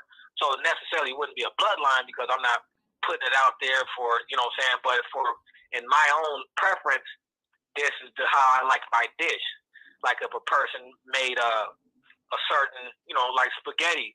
My spaghetti, I like mushrooms in my spaghetti. I like bell peppers, onions, and from time to time, I don't always have to use red meat. You know what I'm saying? Versus, your common spaghetti could just be, and I put roasted tomatoes, chunks of tomatoes. You know what I'm saying? While some people's spaghetti, they just put some meat sauce and, some tomato paste and then it's just as simple as that. You know what I'm saying? So same thing with the breeding aspect of these dogs. You know what I'm saying? You can create. This is why I like our dog bloodline. That we have in America. We got so many different kinds. You can sit back. You don't need to create a bully. You know what I'm saying? You can go take a strain, and if you're dedicated to these dogs and putting something together, you can take a strain of these dogs and put it to this strain and put it to that strain, as long as they're sound dogs, and you would be just as happy with them. You know what I'm saying? Not all dogs are gonna come skinny or a little thin bone. Like I think Thompson was saying how he was talking about his dogs, or he referred to them as ugly, which I don't think that. I think he has very, very good looking dog, and I like the large scale of how our dogs breed or how our dogs look. I like to know that we got little skinny head, 32-pound dogs in our breed, along with a chain weight 70-pound dog like a Mayday. Right. You know what I'm saying? It shows the diverseness of our breed, and it does not show that they did that. Shows that they put Mastiff up in there. No, that shows selective breeding. Selective breeding, you can downsize on a dog.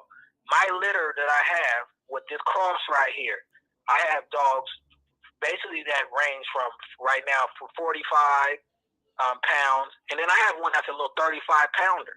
You know what I'm saying? A male, tall, long legs.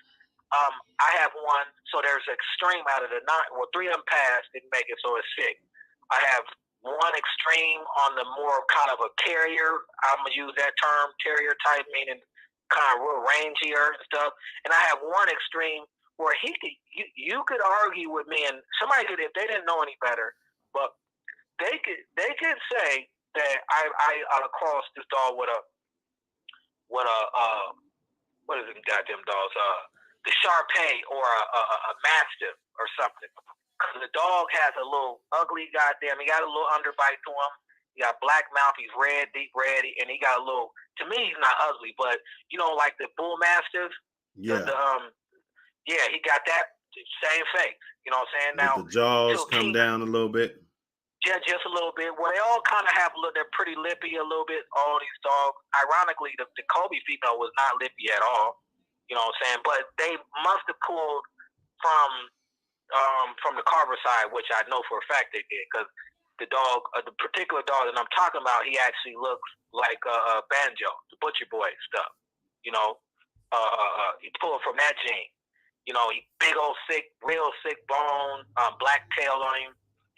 Now if I were to if I were to take them one of them out of them dogs right there, out of the 6 dogs, and I chose to breed on the slimmer one, and then got a female. Well, we'll say if I took him back to his mother, but unfortunately his mom's not able to breed again. She's having complications. She was a leaner female. I would get a smaller, finer bone dog. Now I have that one female that I have. She's very stocky. And I took that one dog that looks like a bull mastiff and took her to him. Or even, let me say this, I would take my male and do a father-daughter breeding. I will get a really, really heavy bone dog, because he's already producing a heavy bone dog. You know what I'm saying? And his actually, my dog's sister is producing heavy bone dogs. So I would get a heavier bone dog, a larger dog. That's called selective breeding, not adding another animal in it. You know what I'm saying? Not adding another breed up in the dog. Much how people look at Mayday or Barracuda, a fool to say that right there. Right, right. No, that's real. You know. Yeah.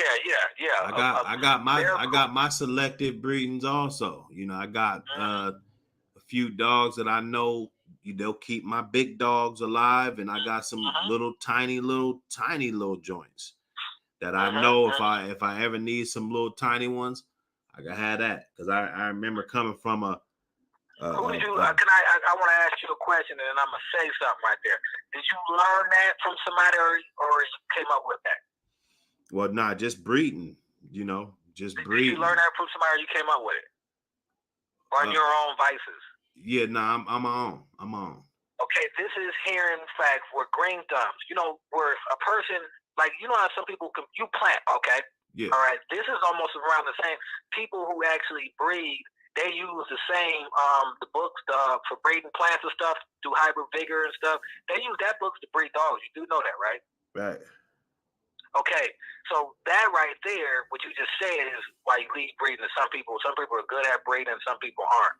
For every good dog man that I know, and one specifically, Bert Sorrells, and let me see, Bert and the Colbys,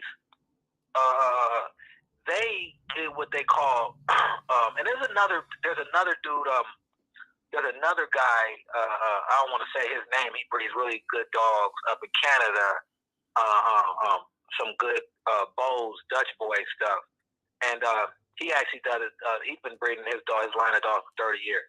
Well, what he does is he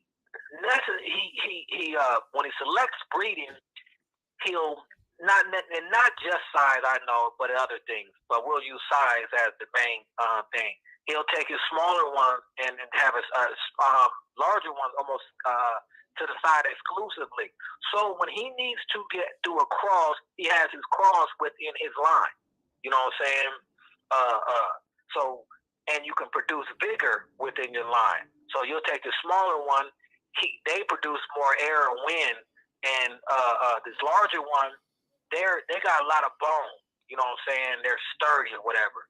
And so when you're doing your one breeding, you know that like a lot of breeders, they'll say, man, this breed right here this is the one I know that's gonna be perfect, and it'll be, we'll say, just on that, because they're about to do a cross, and it's gonna produce some of the best shaped dogs, tall, thick bone, you know what I'm saying, dogs that are just beautiful, you know, stallions, whatever, and it's within their line. They don't need to go out do an outcross, you know, and that's the power of selective breed, and that's the power that you have the room to do that with the American Pit Bull, because the American Pit Bull hasn't been like almost spearheaded into, like, say for instance, the American Kennel Clubs, how they do their dogs. They say their dogs only can be a certain height or a certain color, and it doesn't pass that criteria. If that color isn't a color that pops up, like there's a color that pops up in whip dog. I think the albinos, German Shepherds get albinos and stuff, white dogs or whatever. Also, you know, it is in them. They don't call them because of the color. That use in American Pit Bull, that like a dog with I don't know, like a black and tan when they come out, they don't. Well, let me take this back. Let me erase the example of the German Shepherd. In American Staffordshire, if a black and tan pops out, that is a fault. While an American Pit Bull Terrier, you know, they still use it to the program because it's based on performance. So meaning that dog holds a piece of gene pool that in the American Staffordshire they will take out. So that means they're cutting down their gene pool. So they be needing. That's why Amstaff breeders a lot of time they have to go back to the American Pit Bull, because they spearheaded their dogs into a size confirmation and height and stuff where their dogs that only could be some sort of way. It runs into a brick wall easier versus, and that's what their whole breed, because their whole breed is like that, versus the American Pit Bull Terrier, each yard has its own standard. So your yard, you say, okay, well, I don't want no fucking dogs more than 55 pounds.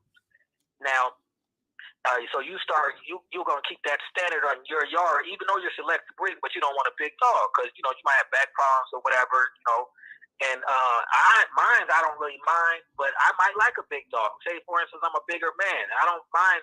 I always like baby dogs, and I love the size of that damn dog. You know what I'm saying? Now, as I got older, I like smaller dogs. But now, that said, you might, we got the same stock. Well, Mayday stock is like that now. You got larger Mayday stock and you got smaller Mayday stock. You might, your Mayday dogs might start getting too goddamn small. You know what I'm saying? You like, man, let me take your dog and breed it to that right there. And it's going to up your size where it'll make them too larger. Same goes for the guy who has the large ones. He might get one like a little too big where he's like, man, this motherfucker right here, but I like him. I like everything about him. I want some more from him, but let me use one of your smaller Mayday dogs. You know what I'm saying? Now, obviously, the pit bulls and size are going to cap out to around 70 on chain weight we're talking about. You know what I'm saying? 70 pounds, which in the Staffordshire Terrier breed, they don't have a yard, the alternative yard that they can do that with. They actually have to go back to they got to go back to the goddamn store, so to speak. You know what I'm saying? And you know when you get something out you be cooking a meal and you just left the motherfucking store and you gotta go back. Yeah. So they're, or they have to, and if they don't feel like going back, what do? They use a shortcut alternative. You know what I'm saying? And use a whole nother fucking breed. You know, and fuck off their goddamn dog, which the Amstaff has been fucked off. You know what I'm saying? How they were in search of this large, very large pit bull. You know, they went and did the shortcut and went and got a goddamn bull mastiff. You know what I'm saying? And try to tell us it was the same thing. You know, I've been to restaurants that do some shit like that. They be short on something and they'll give you the worst goddamn cut of steak. You know what I'm saying? And find out this motherfucker ain't even a goddamn steak. You know what I'm saying? You know, it's something else. So with these dogs, one thing about the American Pit Bull Terrier, the cool part about them is, you know, the standards is there for performance and not on look. Because that goddamn grand champion Zebo, he was ugly as hell, but his standard perpetuated him to breed. But, you know, obviously he had some faults to him, the human biter. You know what I'm saying? But if you put Zebo next to, let's say, an old family red-nosed dog, you would probably think there were two different dogs, wouldn't you? If you were a novice. Oh, definitely. Mm-hmm. You're like, oh, well, this dog right here, you some sort of, and then you see the whole family red nose that, you know, the typical nice size one with the head clipped ears and stuff. You're like, that's a pit bull. You know what I'm saying? Which in turn they are. You know what I'm saying? They both are pits, but that shape, you know what I'm saying, that we don't use that to fuck off our dogs. You know, America will come take anything and fuck it off, ruin everything. I'm talking about every fucking thing. From a goddamn culture to kung fu movies and shit, they fuck off with kung fu movies. Like, man, come on, man, get the guns out the kung fu movies. You know, hey, yeah, you ever used to watch the kung fu movies when you was a kid, kung fu theater? Yeah. I mean, I couldn't stand the ones that had the guns and shit. You know what I'm saying? The newer ones, I mean, man, turn this shit off. I like the shit to see the ones with the swords and shit, you know, but they get to being fucked off, you know what I'm saying? Ninja stars and shit. Huh? Ninja stars and shit. I'm not familiar with ninja stars. Nah, you know them little Chinese little ninja stars they be throwing motherfuckers. Oh yeah. Yeah, man. I never could get one of them to work, man. I done went to the goddamn store to buy them motherfuckers, man, when I was a kid, man. I made the whole ninja suit and shit, man. But I got some black sweats. Them things are dangerous, man. Yeah. I take it you to hit one of the brothers with it, huh? Shit, we had them. We sure had them. I had them too.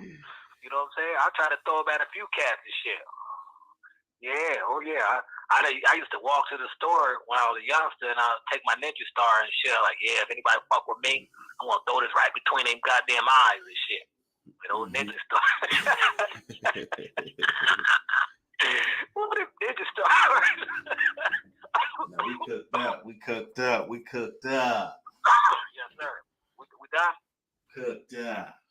Nah, you could let them know we, you know what I'm saying, whatever. Let them know something before we shut them down. Oh shit, man! Anything that you heard right here, we do not fight dogs, nothing illegal. We love the breed. We're just here to educate the breed and take the misnomers out of the what people are saying is about pit bulls. Shout out to the give a shout out to the truck drivers. That's yeah. Big old shout out to the truck drivers, cats driving, picking up the driving from work, or if you're on the bus and you're thinking about your bulldogs, your family, everybody fucking with you, and you need to go take a walk, and you need to hear some bulldog talk. Tune in to Buck City Live, and I'm gonna give a shout out to 7-8 and Ram when they be cooking up. Yes. You know what I'm saying? And you know, we're gonna run another one. Did you get that that StreamYard shit hooked up? Man, I kept trying to push a button, so I did it. I clicked on it. It gave me like a little code, and it kept saying push a fingerprint button, but it would just sit there. It was nothing that was happening. Rand tried to he tried to ask me if I knew what the hell to do. I was like, man, I don't know how to do it. I'm gonna see if the shit work, man. We gonna cook up. Girl,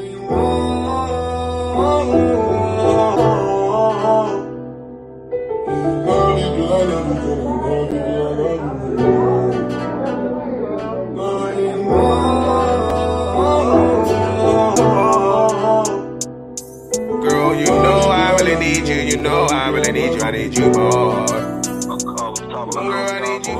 I mean, I'm just now being. I think I'm a fan of them. You know, I'm just now really being introduced to the Kobe dog. You know, when we were kids, or you know, that's the name everybody says. You can ask them. You know, if somebody's walking down the street. Kobe dog. It's a Kobe dog. Yeah, it's Kobe dog. Oh, Kobe, Old Family, Red Nose, Blue, Brendo, Gator Head. You know, so you know, you generally don't see a Kobe dogs over here. You know what I'm saying? And in the West Coast.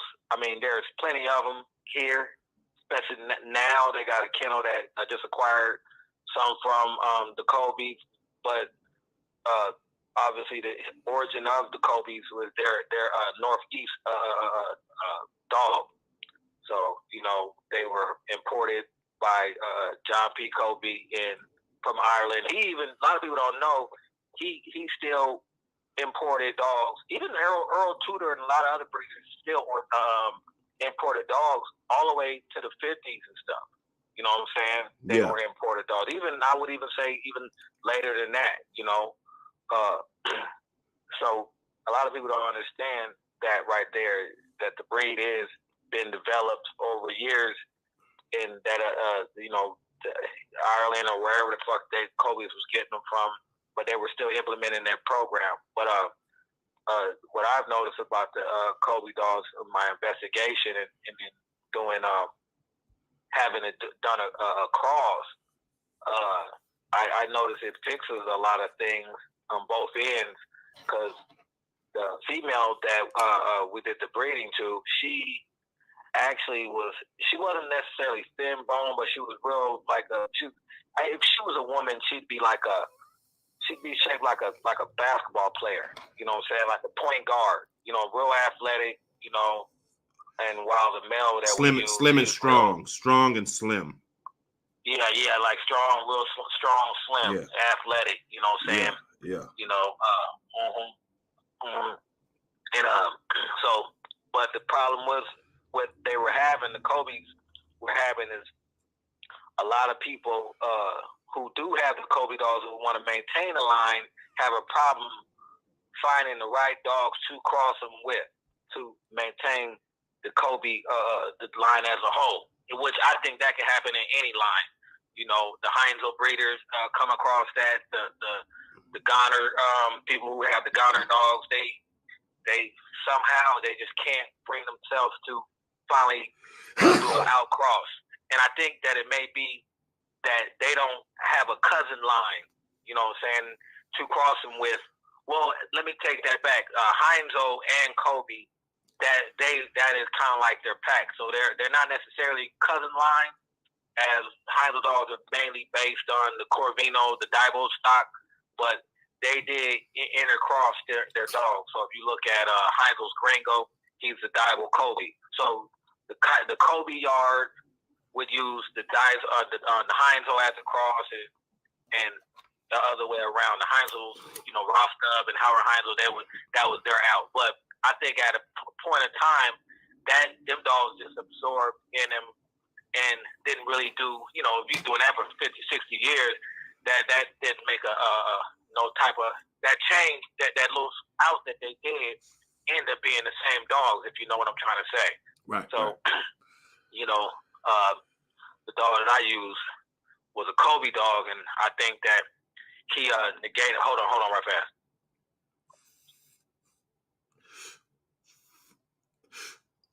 We smoking on this good old Mac alien cookies, man. We're gonna get through the week with this, man. We're gonna switch it up, get something else going on.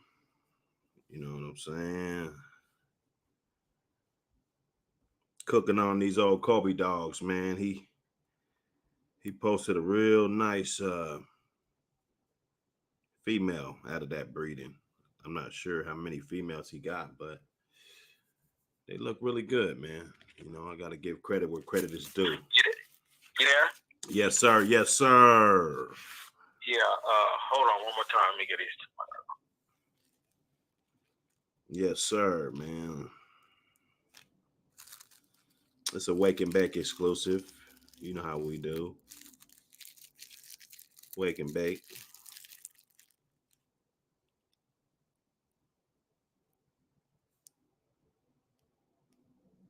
It's the only channel where we could get away with this. No fuck shit.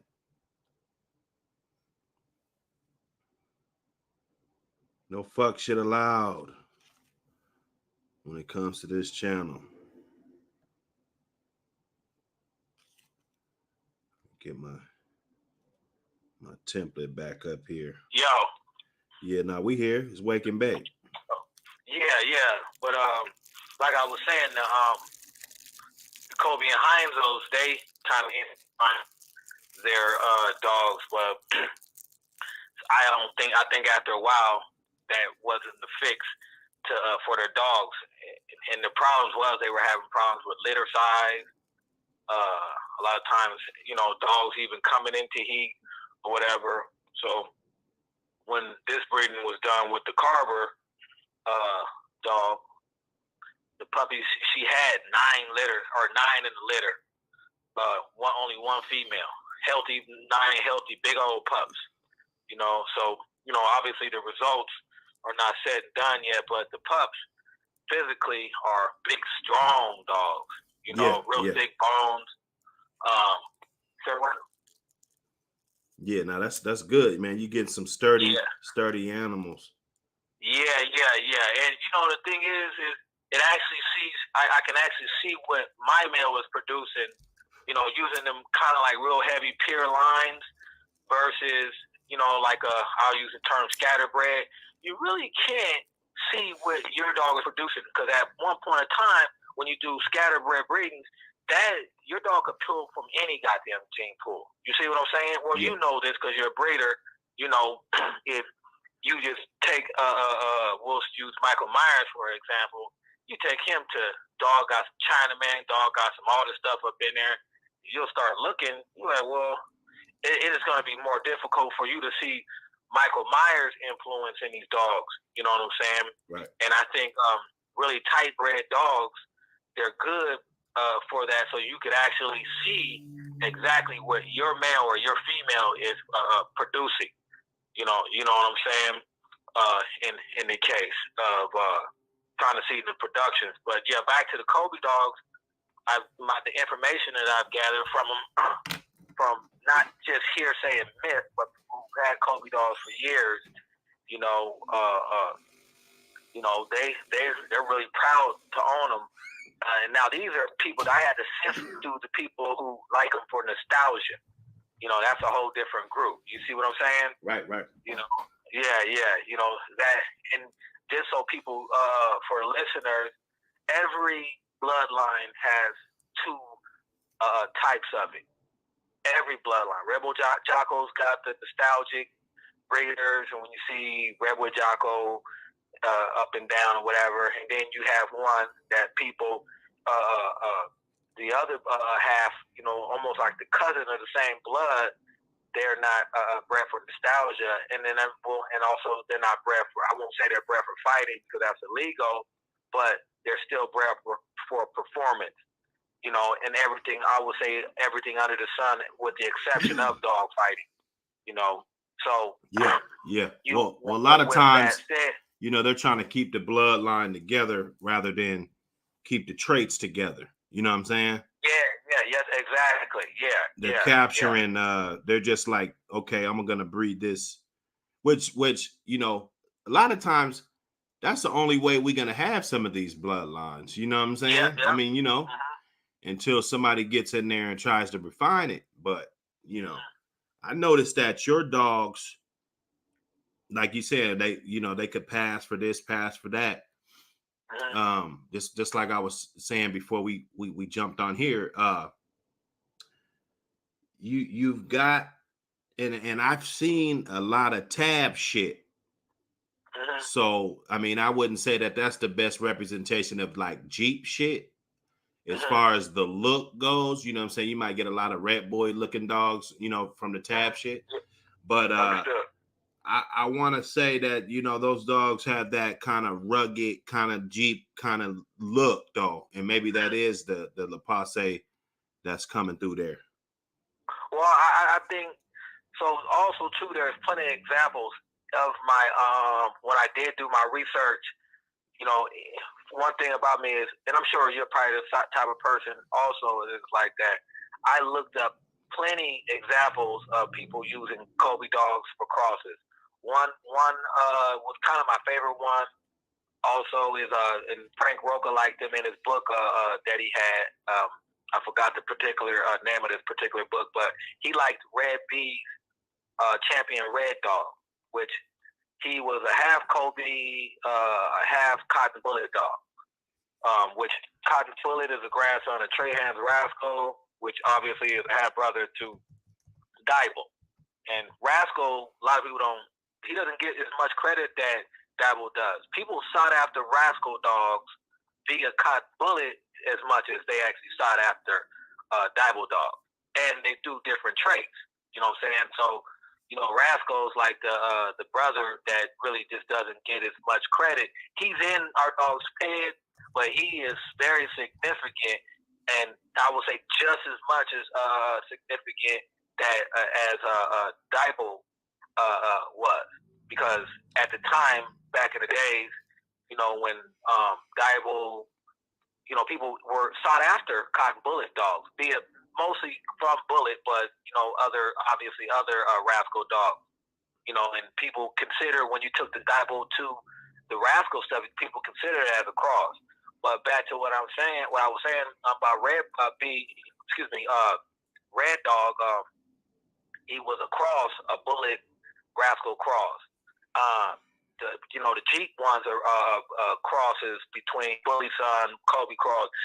And that you say that, I can see all the similarities. And hence they actually said it was they called it the Dibble Rascal Cross, the Dibble Kobe Cross, or they call it the old Rugged Cross. And them dogs tend to those big bone dogs. Yeah. Like that. Surprisingly enough, people actually do use them, the cross. But I think it was with me, you were talking, I was saying, I think one time I was saying, well, if that cross is so good, why don't everybody use it? And your reply was, well, people like what they like. You know what I'm saying? So that's why nobody uses it. That's why you don't really even have to hide the recipe. Some people don't use that recipe if it's working because there's another recipe and people like what they like. But I've did my research on the Kobe crosses, and there are a lot of great dogs. The TNT, Blair Hetrick, his cross, he took the old family, the Lightner dogs, and cross them with the Kobe dog. So you'll see anytime you go see a TNT, notably it's a popular dog with a cross is Frank Roca's Cherry Bomb. She's a Lightner Kobe dog. Okay. And she obviously was a very good breeder. So that combination of Kobe dog is there. I think the biggest thing is with any line, you have to find somebody who's maintaining the dogs, much like I'm going to switch gears onto the old family red-nosed dog. A lot of people don't think that they almost don't consider them as pit bulls as they do like Kobe dogs, and I'm going to say any line that's tightly bred and people don't hear of it, quote unquote. Oh, it's not working. Them dogs, they all hold the same blood. You know, it is there. Now I know obviously we're not going to just breed just on papers, because if we did do that right there, that could easily be considered bred on papers. But there's a thin line between that. Right. You know what I'm saying? You know, and I would even say, much like when you hear that thin line, when you hear the Jocko story to Bob the Ross dude when they created Jocko, she was an old family red-nosed female, and it was to a Mayfield, a pure Mayfield dog, which obviously went back to the Dival stuff. And you know, the guy, if you listen to, you know which story I'm talking about, where the guy Ross is talking about how he did the breeding. Yeah. Now, if you go paper-wise, you could easily make the argument like, well, you know, that isn't like how the guy Vernon Jackson felt. Well, he didn't want to do the breeding because it wasn't a pure Mayfield dog. And to be honest, when the guy who had the Kobe dog approached me about breeding his female, because I didn't normally, I did think about breeding a Kobe dog or a Heinzel dog, but I didn't have one to breed. And he kind of just contacted me, much like the story like Bob Ross. I looked at his dog and I'm like, oh, well, you know, I was kind of having my doubts because I was looking for something more geared towards Carver type of dog. You know what I'm saying? Right. You know, so anyway, I did my research and we got it done. But back to the Jocko stuff, if you look at the dog, and he liked the dog, what he seen, he liked what he seen in this dog, and he liked Vernon Jackson's dog, his Hank dog. You know, I can easily see what's not to like about the dog. But if you look at it, that was a beautiful cross. You know what I'm saying? Nah, now, you can even say, okay, that was cross on papers or whatever. You know what I'm saying? Because he admitted that he was a novice. You know what I'm saying? And the dog, that was just like and I'm using him that as an example where the thin line, you know what I'm saying, can be crossed. You know, when you're looking at paper. So that was a cross, old family red nose to Divo stuff, which is actually a cross that is done today in other dogs. That cross actually works. He just more or less stumbled up on it, so to speak. You know what I'm saying? Like if you go find $100 on the street, you know what I'm saying? Mm-hmm. You ever find some money? Oh yeah. Yeah. Now, I look at it like that, but now mind you, when was Jocko born? Shit. Early 80s? Early 80s? Yeah, like 81, 82, huh? Yeah. So, I mean, yeah. I could get exact. I can get exact. I can get exact on them. You know what I'm saying? Mm-hmm. So we ain't got to. Now, you got to look at the type of this in the early 80s. I don't want to call it the golden years, but they were probably the golden years for me and you. You know, as I was reading the books and stuff, and these dogs were the ones that I was seeing. You know what I'm saying? Well, yeah, Jocko, I was hearing about Jocko before Yellow John and stuff, you know what I'm saying? But when Fletcher Chavez took them Kobe Old Family Red Nose, that little blend that was actually going around in the north, that was a blend, you know, north and as my research found, a lot of the dogs and all the way down to the Carolinas carried that blood. So, you know, there's the hotbed of the American Pit Bull story. It goes, if you could, I guarantee you, if you looked at it chronological, you can, like it had a map, you could watch the smooth wave of how the bloodlines intermingled and interchanged. So obviously, on the East Coast and the Northeast, you know, them Kobe dogs, they're gonna easily make their way down to Carolina. That's not impossible. Which obviously made their way towards the southern state. And I think where the crosses came in, the Tudor dogs, he had more or less a different line of dogs. You know what I'm saying? So that's where that hotbed of that South, you used to get a lot of real good smoke down there because they were putting all them dogs together. The Tudor ones, the Cochrane, the Trice dogs, throwing them all together. What the hybrid vigor does to these bulldogs, much like how the Serb, what's the dudes in the Eastern European dogs that they got, the Serbians and whatever. What's the name of them people? The nationality? Russia, the Balkans and stuff. Yeah, I don't know. Yeah. Well, much like the Balkan dudes, if you see how their dogs, even though I like the All-American style of breeding, the dogs, the guys from the Balkans, they got like a lot going on with the dog. And, I'm hearing they have some really good bulldogs. But back to the Kobe, I guess wherever the hell I was at with it on the bulldog talk, the Kobe cross, but that Chavez did, he did that was more or less like a three-way cross. You know what I'm saying? When he put the Kobe, the Trice stuff, obviously they were just looking at good dogs, but they were cognitive of knowing that Kobe dogs were, high of quality at the time. Right. You know what I'm saying? They, like a person I will pass off them dogs up to date. They'll be like, Kobe dog, I haven't heard of them. And most of the time that's a good thing because you probably shouldn't hear about dogs like that. I mean, and these dogs are actually regional too. You know what I'm saying? Like how you said the Coca-Cola dogs are kind of mostly West Coast dogs, which I agree with totally. I look at the old Carver dogs, the Butcher Boy dogs, as Southern dogs, Texas actually.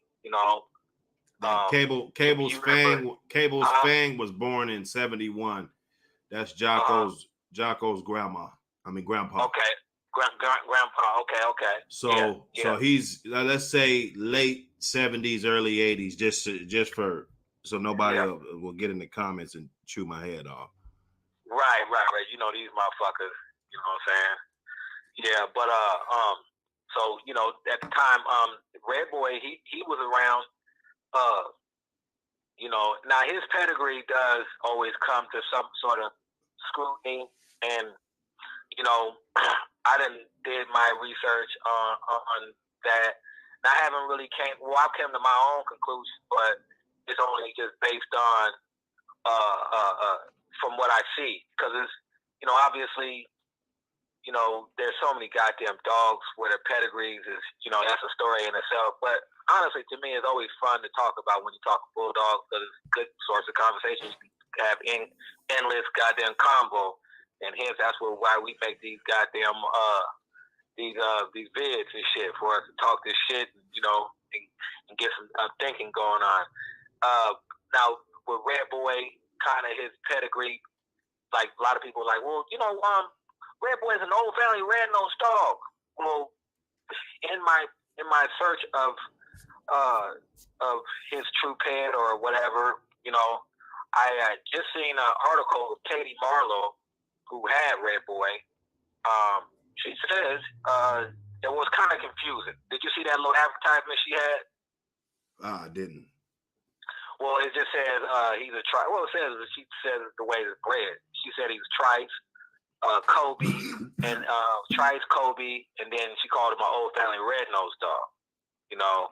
And a lot of the confusion of his breeding type came from NORAD too. He made that article. And I think that he made that article for based on his own opinion, and I would even say to gear people to go come fuck with him because he sold dogs, and he did use the Red Boy blood within his Norrod dogs, which is the gambler dog and the cross good. But back to what I was saying in my investigation on Red Boy's ped, I think that it is some sort of combination of Kobe, Old Family Red Lightner, and I would say Trice or Dibble, which that was very popular. Because from my understanding, I don't think Cleo had I don't think her ped was ever in discrepancy, was it? Oh, Bass Cleo? Yeah, I don't think her pedigree was ever questioned. Well. Yeah, you see somebody question it?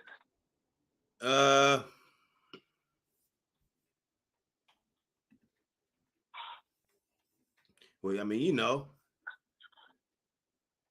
since we don't have any evidence or no one questioning it, her ped, we'll just say as of right now, and we can always go revisit it right there.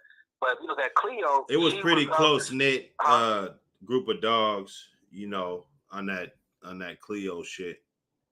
You say what? The La Passe stuff, it was pretty close knit, like, Yeah, they had the same combination. Cleo, yeah. she used the Kobe Lightner, and then so I think that Red Devil, that Ross Red Devil, also, you know what I'm saying? So she was all the same combo. Heavy Ross Red from the bouncer dog on the top. Heavy Ross Red Devil. Yeah, okay, there you go, right there. Yep, that Red Devil. Again, these were the popular dogs around that time. So that combination was always going to be, somewhere up in there was going to be done, you know what I'm saying? And also, too, when you think about it, especially at that time, Bulldog and people were trying to create some badass dogs. So, naturally, they're going to go get some tutor stuff, that Dival stuff, and go over it with some Old Family Red Nose and so forth. But just at that time, there's so many dogs that had that cross. Look at Finley's Bow and G. You know what I'm saying? There's so many popular dogs at the time. So, when people say Kobe dogs don't work, that was a long time ago. I mean, that's kind of, that's a futile attempt to discredit the dogs. I had a prominent dog woman. She's my friend too. You know what I'm saying? And she had told me Kobe dogs. I was very surprised that she kind of dissed the Kobe dog. You know what I'm saying? I don't want to say who she is. I'm flipping through it. And let's just say from Pincher all the way to Cleo, Bass Cat. Let's just say Bass Cat. If you look at Pincher all the way, because you got Kobe on the top and the bottom, you got a lot of generations that goes back to this Pincher dog, right? And me, I don't know, but so that's why I'm just asking. Maybe it'll spark a conversation. What do you think the quality or the intentions? Not even the quality, because sometimes you can have good intentions and you don't have good quality. But what do you think the Kobe's intentions were from Pincher all the way to, you know what I'm saying, till Lapasse got his hands on him, let's say, Well, you gotta look at it geographically wise. Teals. One thing. Teals was the guy that grabbed the stuff. Howard Teal. Yeah. Yeah. So you gotta look at it geographically. You know what I'm saying? People weren't traveling. Or the travel had a lot to do with it. Clearly, that's why you got there's certain type of crosses because it's the area. You know what I'm saying? Right. Howard Till and Lapose, however you say his name, they had obviously used them dogs. And I look at Kobe, John P. Kobe, as what I would kind of look at how Tom Garner is, Maurice Carver, was he was that guy. You know, and so there's just no slight on neither. They provided. They were like the dispensary for the dog. They bred them up. You know what I'm saying? I mean, there's no evidence of Kobe even, you know what I'm saying, even getting up in there in the square. You know what I'm saying? So, but he did put together some very good dogs, and a lot of people used them. And then I would say that he probably talked to a few people and, hey, man, bring that dog back up here and let me breed it, and, you know what I'm saying, and use it, which almost is like a system and things. You know what I'm saying? So that, you know, everything works. Kobe had quality animals, and you got a good dog, you know? So, but your question, can you ask your question one more time, though? Man, I'm looking at it. well, nah, just like, what were the intentions? Or, you know, because some people, just like you said, he was like a dispensary. So, you know, I'm just trying to gauge, like, because that's a lot of generations. You know, I just, like I said, you flipping through these pages, you learn a lot, you know, but just from where, you know, you got Brandy, you got all these dogs. Like, this is a lot of generations, you know. And, you know, probably more generations than any of us will ever get, right? But, right. What were the intentions? Like, what, you know, that has a lot to do with the quality of the dogs, I'm sure. Yeah, I mean, I think, well, I do know that you know, they were I think John P. Kobe's thing was just the upkeep of the dog. And then, and within there, you know, they made the registry and stuff, but it made the dogs famous. You know, they were actually, a lot of people think that our dogs were poor people.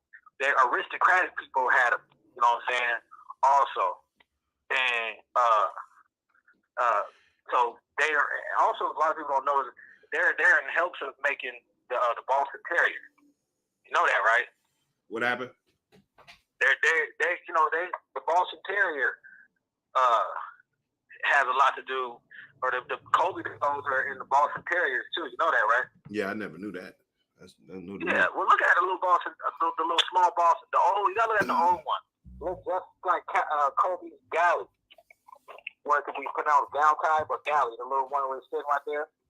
Yeah, but most people took them and took the Boston and made them look more, you know, comical.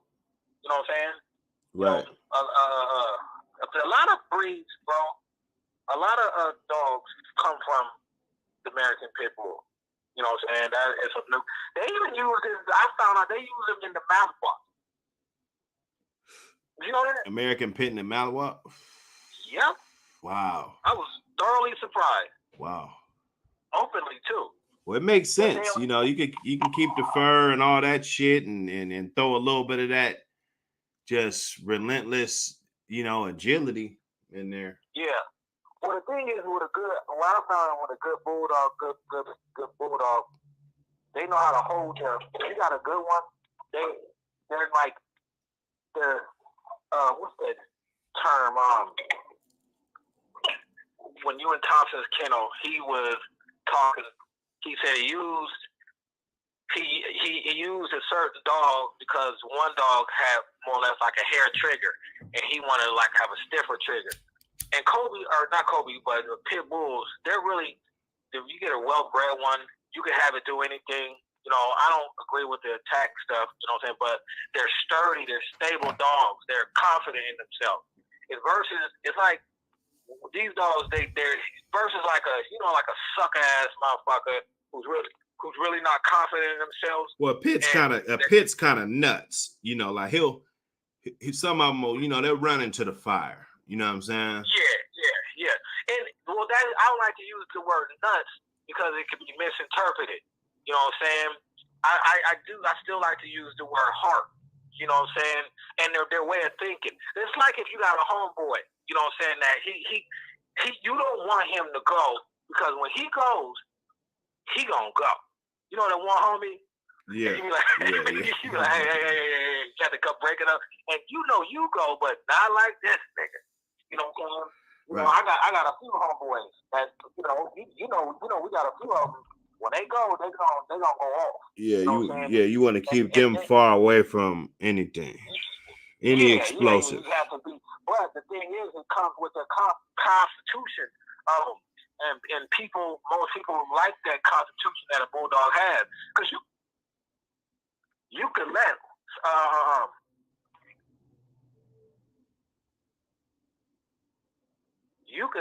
let one of them dogs, you know what I'm saying, sit right there, and they'll just sit, they'll wait patiently. You know what I'm saying? Uh-huh. You know, for if they were on attack or whatever, you know what I'm saying? They're not just overzealous. You know the hints, they're not big barkers. Yeah, you're right. You know, they don't, they don't sit in silence. You know what I'm saying? If you ever take them, like when people do hog hunting and stuff, the hounds are doing all the barking. You know what I'm saying? And hounds are like people who, who ain't gonna do shit. You know what I'm saying? Oh, like say for instance, when people protest, people protest, Black Lives Matter, and them are like them people. Then you got the bulldog. These is like Nat Turner. So when they gonna go, they gonna go. If you know what I'm trying to say. And don't even get this dude even started if you're not ready to go all the way. And that's why I think people use that the little bit of the APBT in their dogs because they need that good intensity, but enough that it can be balanced and controlled. You know what I'm saying? Because pit bulls, I don't have any problem with controlling my dogs. But that I relate to them. You know what I'm saying? You just can't be anybody to have them. But back to what Kobe's agenda was. He kind of just admired the dogs. You gotta understand is America's only 270 years old. Yeah. You know what I'm saying? So he's been breeding these dogs for far over 100 and some years. Now, before they made the register, these dogs were already around. You know what I'm saying? When you make the registry, anytime you make a registry, that is based on, you're getting the criteria, things, and everybody getting it together. I mean, much like me, like me and you, if we wanted to, start up a dog thing right there, we'd say, okay, well, it's supposed to look like this, and this, that, and the third. You know what I'm saying? And there's good things about registries. You know what I'm saying? You don't allow, suckers in your crew. You know what I'm saying? You got to be accounted for. I was listening to one show how they do the Staffordshire in England. Yeah. You know what I'm saying? Did you know that they have it, and I think somewhere in there the registries are nationally sanctioned. So they have it to where you have to take your mail up to somebody who I don't know who the hell they are. Now with that right there, there's a pro and con to it. But you gotta take your stud up to somebody, and they have to evaluate your stud to see if your dog could even be bred legally. Wow. Yeah, that's kind of. I mean, in a lot of ways, I can see the good part about it because our country wouldn't be just rampant with these fucking dogs. You know what I'm saying? But at the same time, it's kind of like, on your freedom and shit. Like, how the fuck you to tell me I can't breed my dog? Now, you can breed them, but you're not going to get the dogs registered. You know what I'm saying? But, yeah, it probably wouldn't have been too bad. Or just imagine if that would have been done to our breed over here. We wouldn't have all these bastard-sized type of breedings, you know what I'm saying, that you have, possibly. But I think John P. Kobe was, when he brought the dogs up, and that, he was bringing a new breed, that was here where people, back then you had America as a melting pot of immigrants, so people brought their dogs, and anytime you even just look at a pit bull, they open your eye. You know what I'm saying? You're like, whoa, You know what I'm saying? And they did the same thing back then, and people were intrigued by them. You know what I'm saying? Good companions and just an all-around dog. Just imagine living 150 years ago. You know what I'm saying? Where it wasn't that populated. You know what I'm saying? Walking your dog and stuff. You know what I'm saying? You know, you got a bunch of loose dogs, and now there weren't many of them like there are now. You know what I'm saying? But obviously the breed had got its popularity, and you know, somewhere his plans had got out of hand. But you know what I do think though? I think when you see Kobe dogs and stuff, I try to take myself back in the time. You know what I'm saying? Minus all the slavery and shit, all that. But I think though, like other dog men probably looked at John P. Kobe, oh, that's fucking peddler. I bet you they said that about him. You know what I'm saying? Come in classy, all the money and shit. Motherfucker own blocks and shit. You see, I don't know. A lot of people. He had some haters there, I guarantee you. But you know, the information ain't gonna get around as fast like nowadays. You know what I'm saying? No. Well, this is the thing is, this is all speculation. Anytime this is our way to say this is fact. Anytime you have somebody just doing them right there, you always have an opposition of doing the same thing. You know, and you're always going to have, when you do have the opposition, it could be competition, and your competition could become opposition. I just always wonder if there was one of them breeders that imported dogs, because John P. Kobe was not the only one importing these dogs. Plenty of other motherfuckers were importing these dogs. Cochran, again, the Lightner, the guy, he bought dogs from Kobe, you know what I'm saying? But Lightner, he said his granddad had the dogs before the Civil War.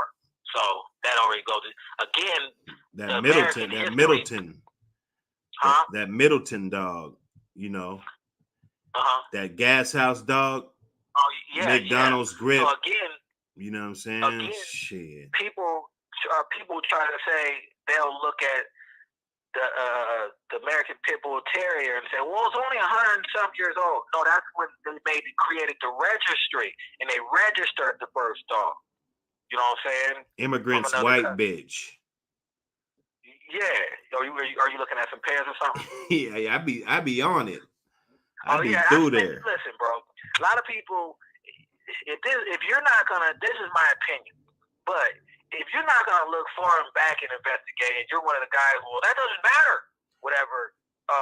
History always matters. Well, I mean, you look at this type of breeding styles they doing back then. This is the same breeding styles you do today. I'm looking back. This dog was created. Look how they line bred up. This is 1910, bruh. This is 1910. Look how they line bred on Armitage, that Clark's Cager. Look how he was up in some pedigree. The Armitage dog, he was up in there 10 times and shit. So that breeding practices, stacking pets, have been done over 100 years ago. Kobe's Black Pete. Huh? Kobe's Black Petey. And they came black and tan too. There's a gentleman up on there. He does not think pit bulls come black and tan. First of all, dogs are gonna come every color like humans do. You know what I'm saying? You know, it is what it is. You know, and what notably comes every color is a nigga. Black folks, we come in all different shades. That Holliston dogs are black and tan. That Holliston dog. Yep. I know that Kobe dog. That's a black and tan. Well, John P. Kobe or Lou Kobe said he stopped getting the black and tans. Well, he got them with mixed the black Brendos to I forgot some color, and that's how he was getting the black and tans. But he said he hadn't got them in a while. He even got red-nosed dogs. The last one he said he had, but he culled them though.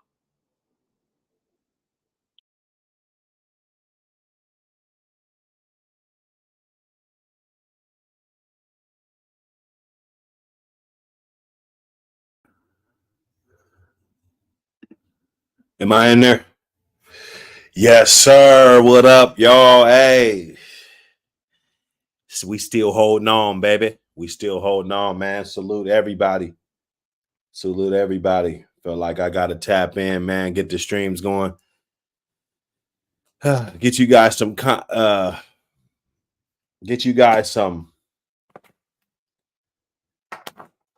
some good Bulldog content, man. Salute all the members. Salute all the members. Doughboy Vlogs in the building. Membership. Appreciate you, fam. The support, everything, man. Go ahead and unlock all of those videos.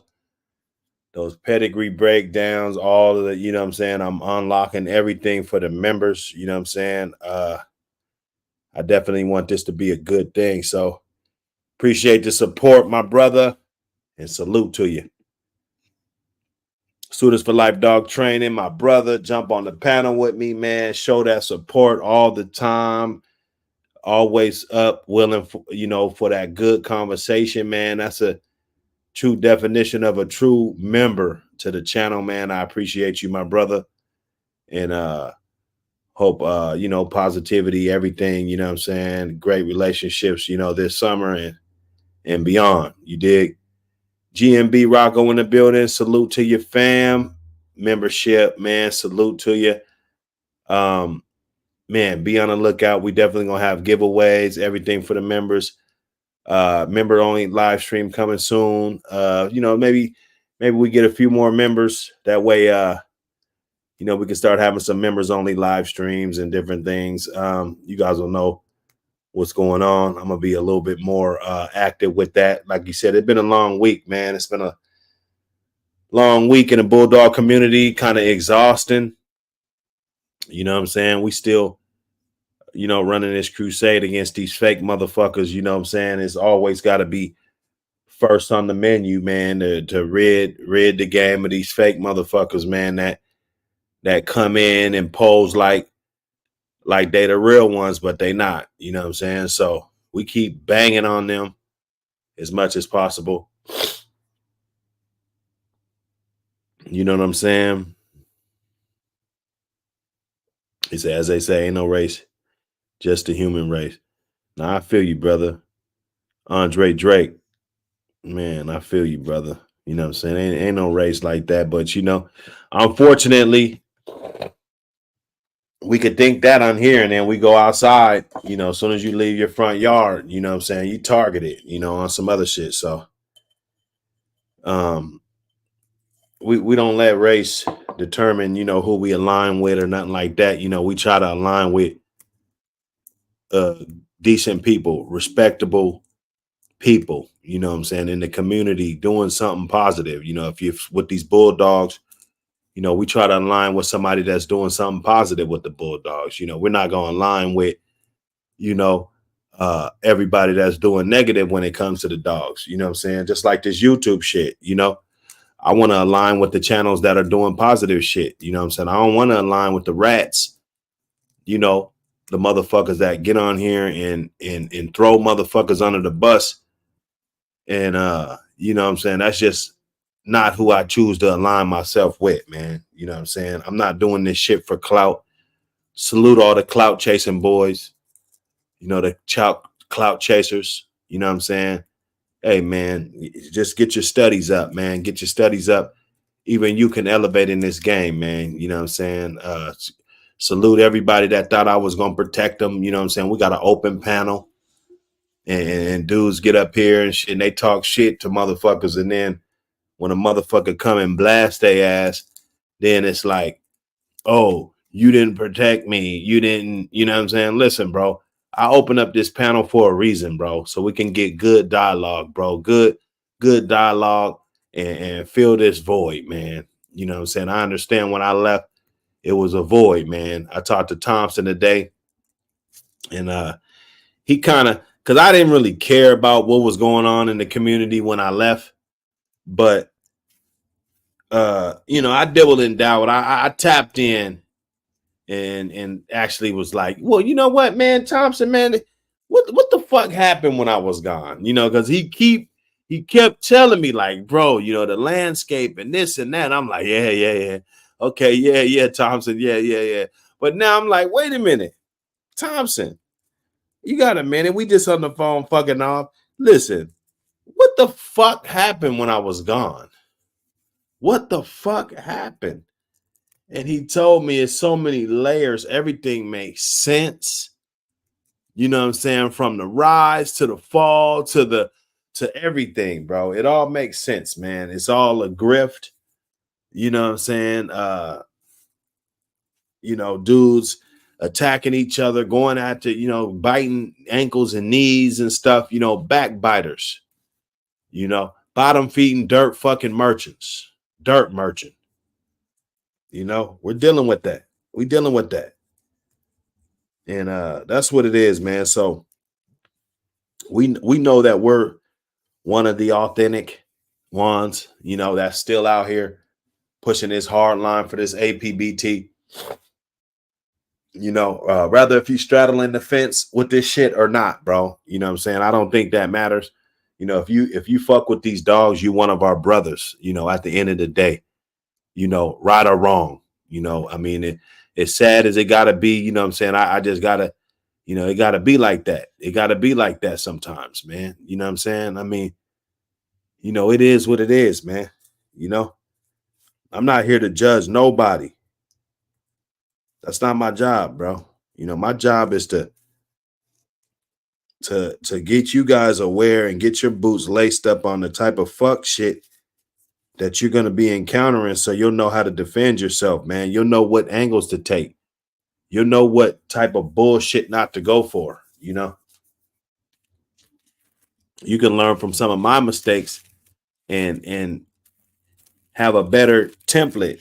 When you go visit your lawyer and he sits down, you guys are working on some type of defense, you can have a better template because you don't watch a dozen shows and we talk about this shit all the time, man. You know about this shit, man. You know what I'm saying? For all you suckers that side with motherfuckers that put people's info out here, huh, you never get my vote. You only got to do that shit one time, brother. You'll never get my vote for being real. You'll never. So, it's just what it is, man. It's the loyalty that we got to this community. So go ahead and get that membership, all of that. Subscribe to the channel, like the channel, all of that. You know what I'm saying? We've been getting it in. None of this content is used for illegal purposes. We're not doing anything illegal, nothing. You know what I'm saying? I don't have anything to do with nobody on YouTube, none of this shit. I'm in my own lane. Rather if we get up on these panels and talk, you know what I'm saying? Whatever, you know what I'm saying? I mean, that's cool, but that's where it ends, man. We get off of here, we go back to our families, and we wake up and we live another day, man. That's what it's all about, man. Sir Kennels, what up, brother? What up, brother? Trackside ENT, what up? Heart and Finish Kennels in the building. Snowman in the building. Melee new suspect in the building. Hamza the Lionhead in the building. Hemi James in the building. Salute Dickie Foster. Yes, sir, man. Salute everybody, man. Like, bro, we just shooting this shit, bro. William Torres in the building. Viking Royal Family. Salute, brothers. Everybody in the building, man. Just stay on your Vic. Oh, King Vic. That's it. Just stay on your Vic. Just stay on your swivel, man. We're gonna get through this, man. Hey, it be bad times. It be bad days. It be bad times. You gotta stay solid. Most of all, don't turn into no rat. The police, they're gonna try to push you. They're gonna try to build a case. They're gonna try to pressure you. They're gonna try to drag it on. They want to exhaust you, man. They want to break you down. They want to get you to break all the way down. Just stay solid, man. I think that respect on the other side, because I got a lot of respect on the other side. So I'm gonna tell you this from experience. That respect on the other side, it outweighs everything, man. You know what I'm saying? So don't think for 1 minute that I would trade this position and this respect that I get from the community for being solid, for standing up, for nobody else going down behind my my actions, you know, for me not running my mouth, throwing other dogmen under the bus and shit. That respect feels great, bro. It does. And you can't just go to the Dollar Tree and buy that. You know, that respect comes from perseverance, integrity, tranquility. You know, it's you know, it's a beautiful thing, man. If you ever do make it, you know, to be a solid individual, man. You know what I'm saying? He said, "What's up with the membership? I can't even hit the link." Hey, brother, I don't know. Melee, I don't know. It won't let you hit the link. Let me just put the link in there by itself. Let me put the link in there by itself. If you go to the Buck City Kennel Live YouTube page, just go straight to that page. I believe you can hit that link there, if I'm not mistaken, my brother. Appreciate you for trying, though. You know what I'm saying? Trying to get that in. You know what I'm saying? Which, hey, man, all the support, man. I love it, man. I love it. It shows me that there's still hope with the community, man. Even if there wasn't no hope, just because I love this community that much, I'ma still feel compelled to come through and tell y'all what I know, man. You know, I done been up in there, man. I done been up in them courtrooms. So I feel like my experience is a little bit different than other people, you know. And it's nothing like Buck City thinks he's special or anything. I'm not special. And there's a lot of people that have went through what I went through, even worse shit. But I'm just the one that, you know, I'm not going to disappear, man. I didn't want to disappear. I want to educate, you know, so that the tragic event that happened to me will never happen to any other, you know, kennel or dog man in this community. You know what I'm saying? I think that's important to me, you know. You know what I'm saying? So, yeah, man, Melee, I hope you figure that out, brother. I hope you figure it out, brother.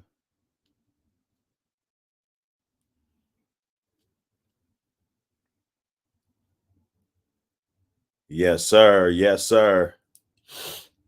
S14 USA in the building. Brandon Newhouse in the building. Salute.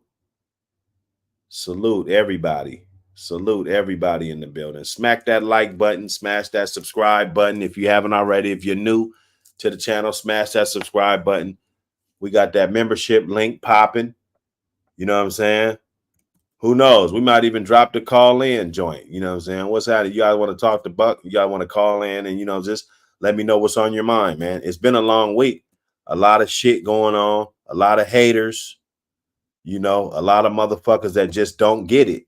You know, that's out here tarnishing the game, tarnishing, you know, people's issues and business and, you know, things that they should be handling, you know, behind closed doors, you know, yet they got to look on YouTube and look. And, you know, a lot of people seeing this shit too, man. You done pissed off another 23 motherfuckers, bro.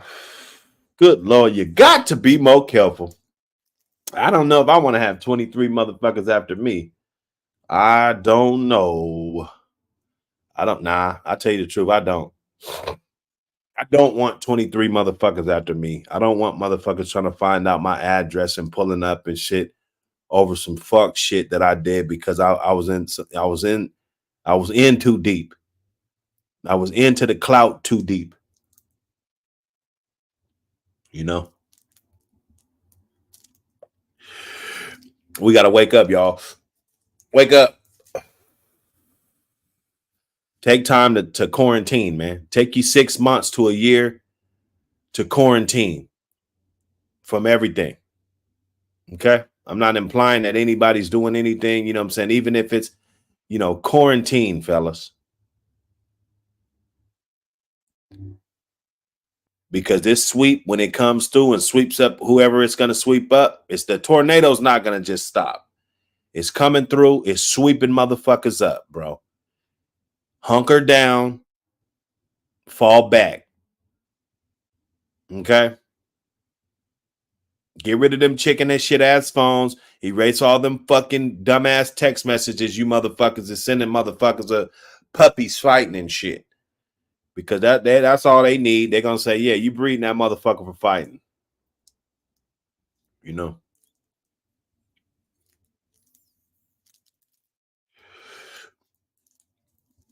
Stay strong though, y'all. That's most important.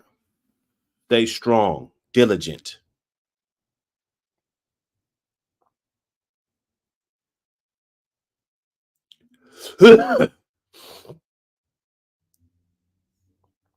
Oh yeah, nah, Paul here. Hey, that one hit right in the heart right there, for real. You know what I'm saying? We a family, bro. And that shit, that snitch shit, we ain't fucking with. It's period. You know, I don't care. It could be the biggest YouTuber in this shit. I ain't aligning with that. And what fucks me? I talked to Mike Dan today, man. Salute, brother. Hey, Mike Dan, man. Hey, brother. You know what I'm saying? I love hearing from you. You know, I just can't believe that motherfuckers will be like, hey, man, why don't you guys just get along and, bro, get it through your thick ass skull. I don't get along with snitches, bro. I don't. I'm a different type of dog. All right.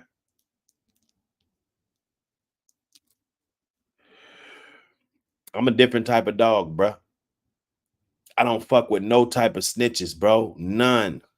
None whatsoever. None. None, bro. I can't have them around. I can't have them around. I can't have people thinking that I fuck with them. Motherfucker might be wanting to bust my head because I fuck with them. No. No, no, no. I don't fuck with snitches, bruh. Fuck no. You know, back in the day, motherfucker tried to make me be friends with us. Man, I slap the shit out of you, man.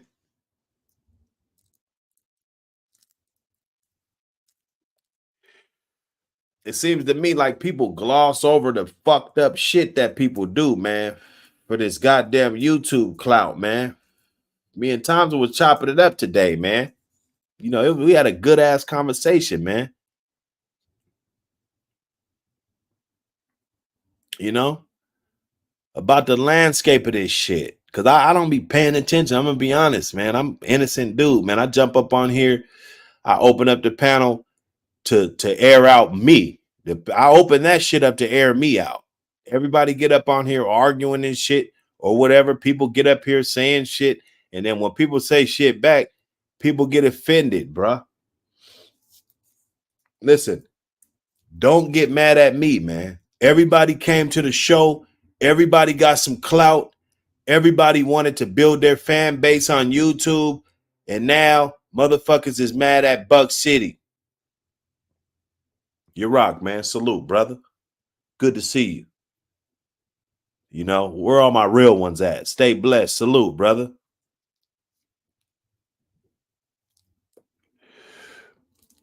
You know, so don't look, bro.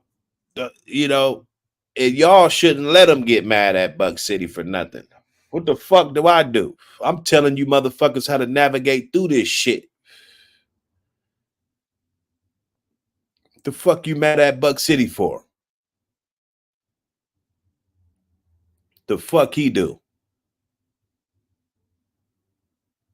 You know? So look, bro, I'm trying to do the right thing by the dogs, by the community. You know, like I said, the magazine, it ain't gonna be no journal, man. It ain't gonna no goddamn journal. We might highlight certain things and to show the difference in times and the way times have changed, the evolution of the game. So we're gonna definitely reflect on old dogs and old players, you know. But this ain't some type of illegal shit, you know. This is I tell people, this is like a Sports Illustrated for American game dogs. Right? Right? Street racing is illegal, right? Is street racing illegal, fellas? Answer that question in the chat.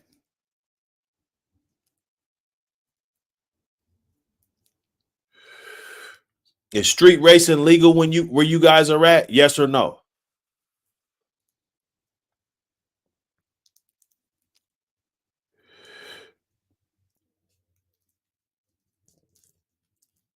It's illegal as fuck where I'm at, right? You feel me? It's illegal as fuck, right? People die, people go to jail, people get in wrecks, people get DUI, get pulled over, all this shit, lose your license, all, it's harmful, waking up the neighbors, all, it does a lot of shit that they complain about, bro, and it's illegal. Now, if I put out a magazine about street cars and street racing and different engines and setups and sound systems, and you know what I'm saying, there's nothing illegal about that, bro. So miss me with this illegal shit, right? We ain't doing nothing illegal, man.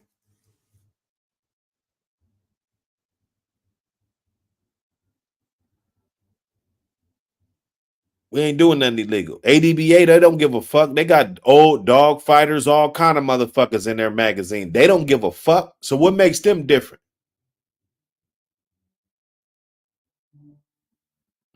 Oh, no, you ain't missed nothing, man. We just he said it. What I miss?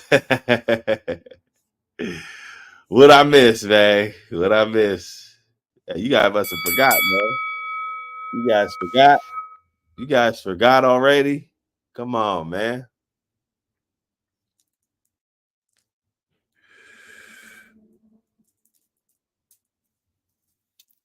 Let me see. I know my little dude's gonna wake up from his nap. We getting it in. Staying in shape is legal. Hey. Woo. Hey, I need to stay the fucking shape. I got out. I took off, man. I ain't gonna front. I was kind of exhausted, man. I was doing too much up in there. I think so. I get out and get this good old loving and oh man, and shit. Cupcakes and brownies and shit, you know what I'm saying? So we're gonna figure out. The sun's out. That's a good thing. Today I was on the phone just kind of walking through the yard back and forth, kicking the soccer ball. You know what I'm saying? Not booting it, but just kind of, just on the phone. I was like, oh, that's cool. As long as you get your steps in, you getting your little steps in, maybe it might turn into a little jog and shit. Maybe I'll be running through the yard with the soccer ball and shit, getting that good old exercise in. You feel me? Just getting it in. Yeah, now they be sending shots, but I don't be tripping, bro.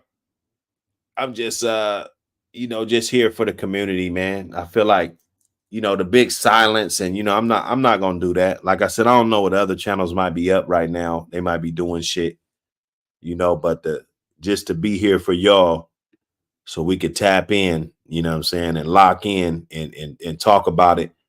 I was playing some old joints, digging the crate joints, some of them vintage joints, them ones I had to get the dust off of them, some of them old motherfuckers that I was playing. You know what I'm saying? It's good to have that archive, archive of shit.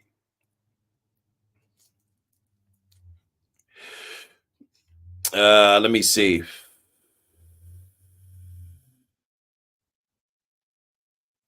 Let me see this one.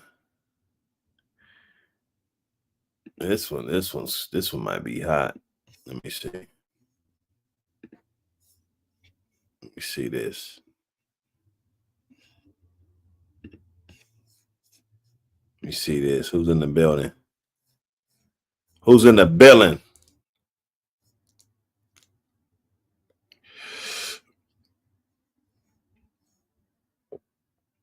Pyrex Taylor in the building. What up, brother?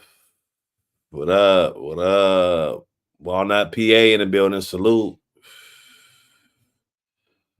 Cecil Jackson, I see you, brother. Glad you can make it, man. We kicking it. We kicking it right now. You know. I think this one me and Ram was going in. You know, I always gotta have that sauce for y'all. What up? What up? We got Rams in the house, y'all. Y'all go get that good shit. You know, don't, you know, put that go get that shit you've been saving, man. This one, it's gonna be a good one, man. 2 real ones, you know. Getting up on here on this old wake and bake. What you smoking on, Ram? Yeah. Blaze that shit up. Talk some good shit, man. What you smoking on over there?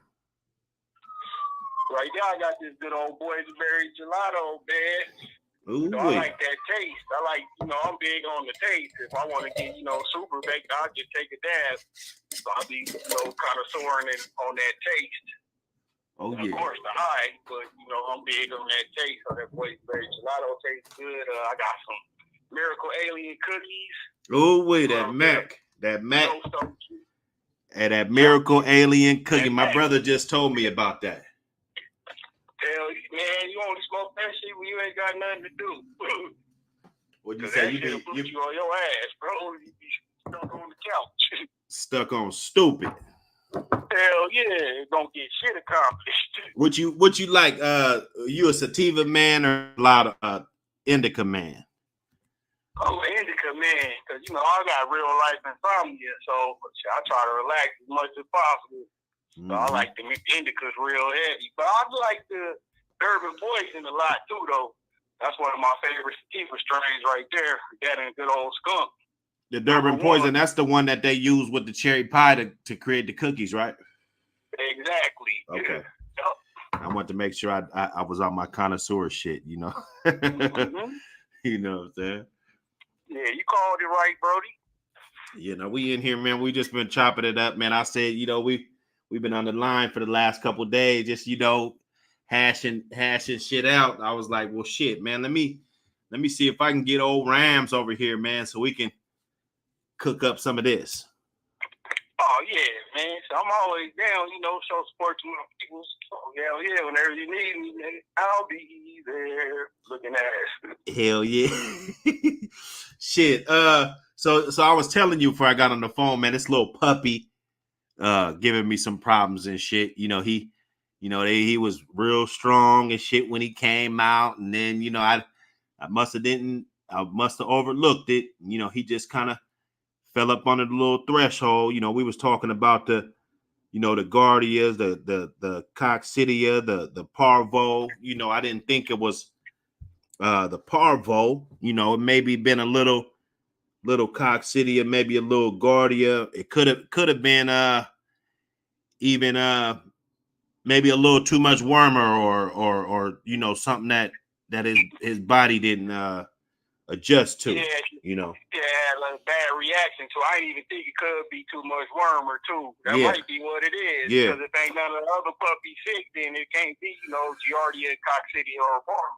All of them would have the symptoms. Right. He just kind of fell up under the threshold. You know, I had to, you know, get him on some food that he really liked. You know, and plus some goddamn Powerade and mix with some water, and you know what I'm saying. Get his electrolytes up, get his fat up. You know? Yeah. When you feed him, though, that should bring him back. You know. Yeah. Well, he eating because, you know, sometimes, you know, when they get like that, I actually have to do the force feed thing. You know what I'm saying? Put a little. He eating on his own. Yeah. He. I mean, well, he ain't eating everything on his own, but, you know, I cook some chicken and shit. I threw him that little skin and threw him the, you know what I'm saying? He eating some little shit that they supposed to be eating, you know, you know, but he ain't eating. No, the more I think about it, it might be the wormer, bro, because that sounds like some shit that too much wormer would do. Feel me? Mm-hmm. So yeah, hell yeah, shit. Hopefully, little pup make it. But if not, you know, that's nature for you. Well, his ass is making a whole lot of noise. He making a lot of noise. The last couple of days, he wasn't really saying shit. But, you know, now he I don't want to put him back in there. Like, nigga, what's up? I don't want to put him back in there with the other ones. You know, they just tearing shit up. So I think he, Well, yeah. Plus, unless you 100% sure, you want to keep them quarantined just in case it is some type of virus anyway. Yeah, so, yeah. You doing the right thing. No, that's 1,000 right there. Yeah. You don't just rule it out right away. Just, you know what I'm saying? Just take the quarantine. That's, just in case. You don't want to get some other little run the risk of infecting everybody else and the mama. I had to learn about coccidiosis the hard way. I was treating it like it was parvo, and that shit took whole literal puff down there to grown dog. Man. Hell, I ain't fucking find out till I took a fucking sample of shit to the vet so they could look at it under the microscope. And that's how I found out that shit was fucking, it was coccidia, not giardia. Where motherfuckers be getting that Albon at, man? I had a couple partners getting it. Well, I get it from a store out here, bro. Like, we got all that shit out here in the feed stores. I go tomorrow and grab you some. I'll send it to you. You gotta pay for it though. Yeah. But I'll send it to you. It's a whole bottle of that shit. I need some of that shit, man. I seen a couple dudes, they was having it, and I just kind of linked on them, and I looked for it in my little spot. Some of these stores be bougie as hell. They don't be having shit half the fucking time. You know what I'm saying? A lot of the times, Tractor Supply have that. If you got a Tractor Supply out there, pull up to one of them. Well, shit, mine didn't even have the dime up in there. My Tractor Supply, they acting like I said, they on that bougie. Damn, that's fucking crazy. They didn't even have dime. I was like, what the fuck? I went up in there twice thinking I was high. You know what I'm saying?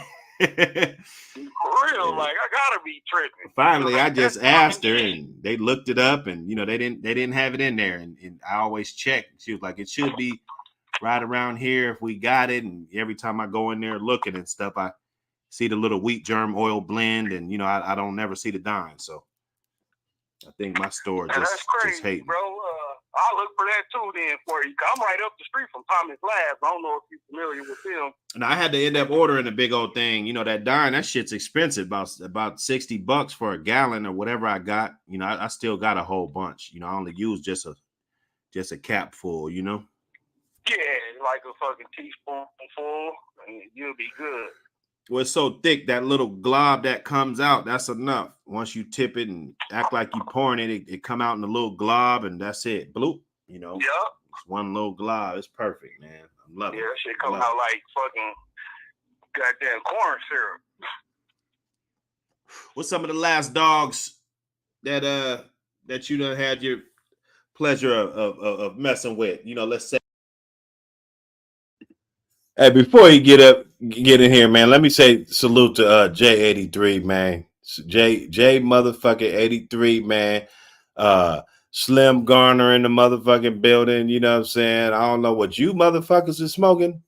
I don't know what y'all smoking right now, but I know this is what I do know.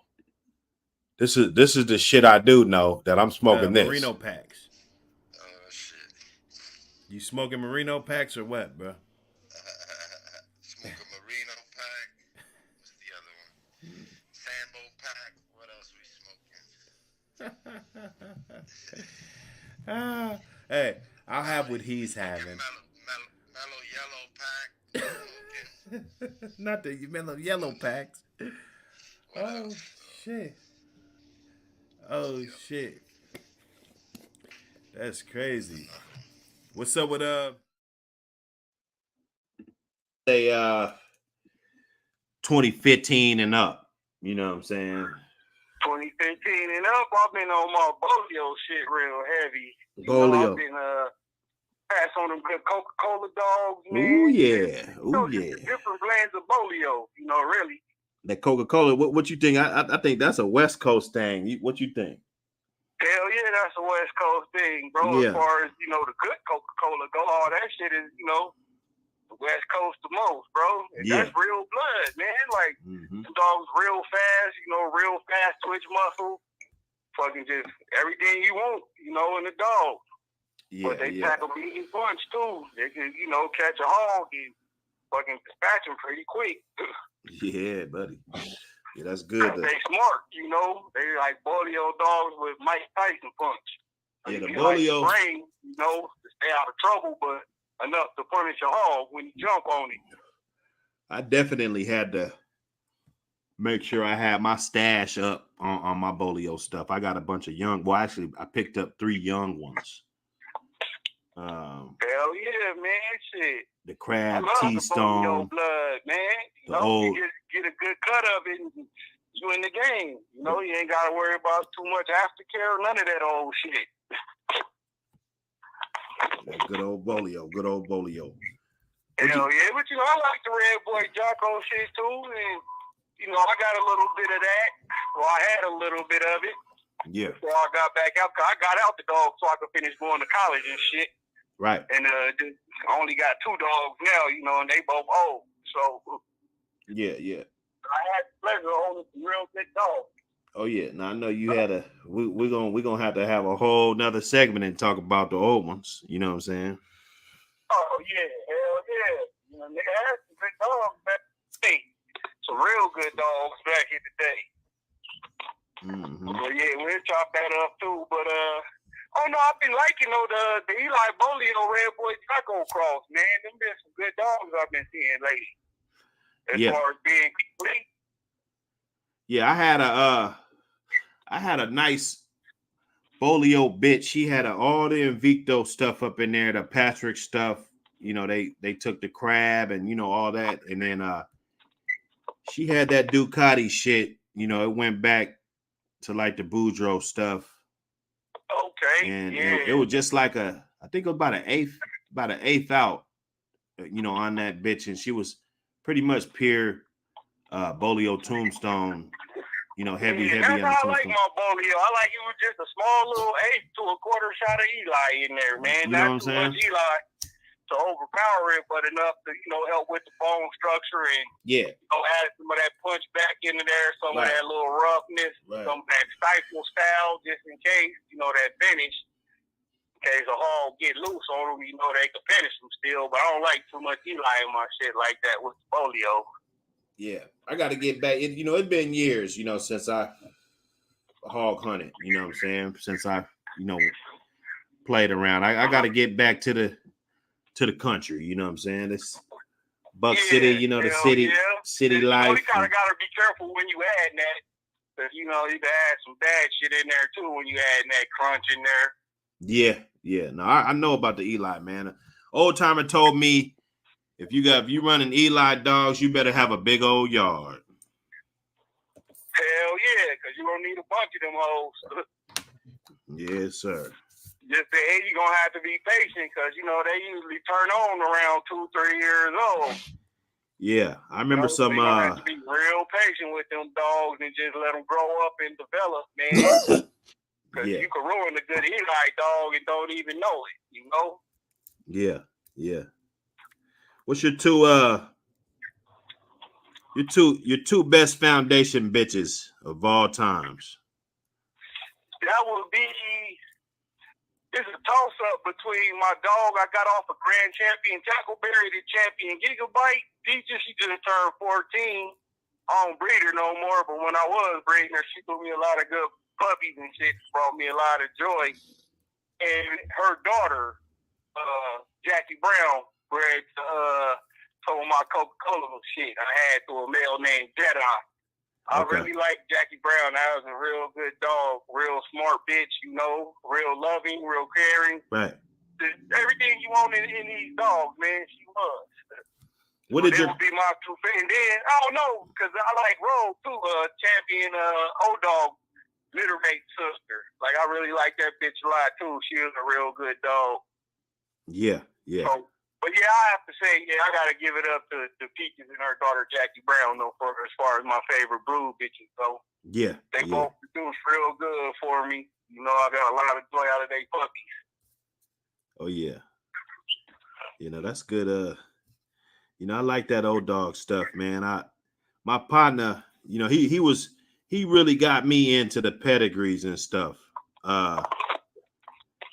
And he used to always tell me, man, breed the old dog, breed the old dog, breed the old dog all the time, man. I'm talking about, man, 10, 15 years, you know, 15 years ago. You know, this was a long time ago. Yeah. I wish you would have read to him. I would have got some more of that shit back from you now, you know? Yeah, I was too impatient. I wasn't gonna do nothing. We was just hypothetical. You know, most of the I mean, you know what I'm saying? There's only so much you could do if you ain't really taking action. You know what I'm saying? Like right now, you know, I feel like I'm taking action. Yeah, I'm seeking and I'm trying to go make something happen. I totally get it. Plus, you know, you probably had your own thing going on anyway. Yeah. I'm real picky like that. Like if I don't fucking know you, like I don't care how good this shit is. I ain't fucking with it. Yeah, I was a little antisocial too. You know, just coming up. Exactly. Just you know, I was real antisocial.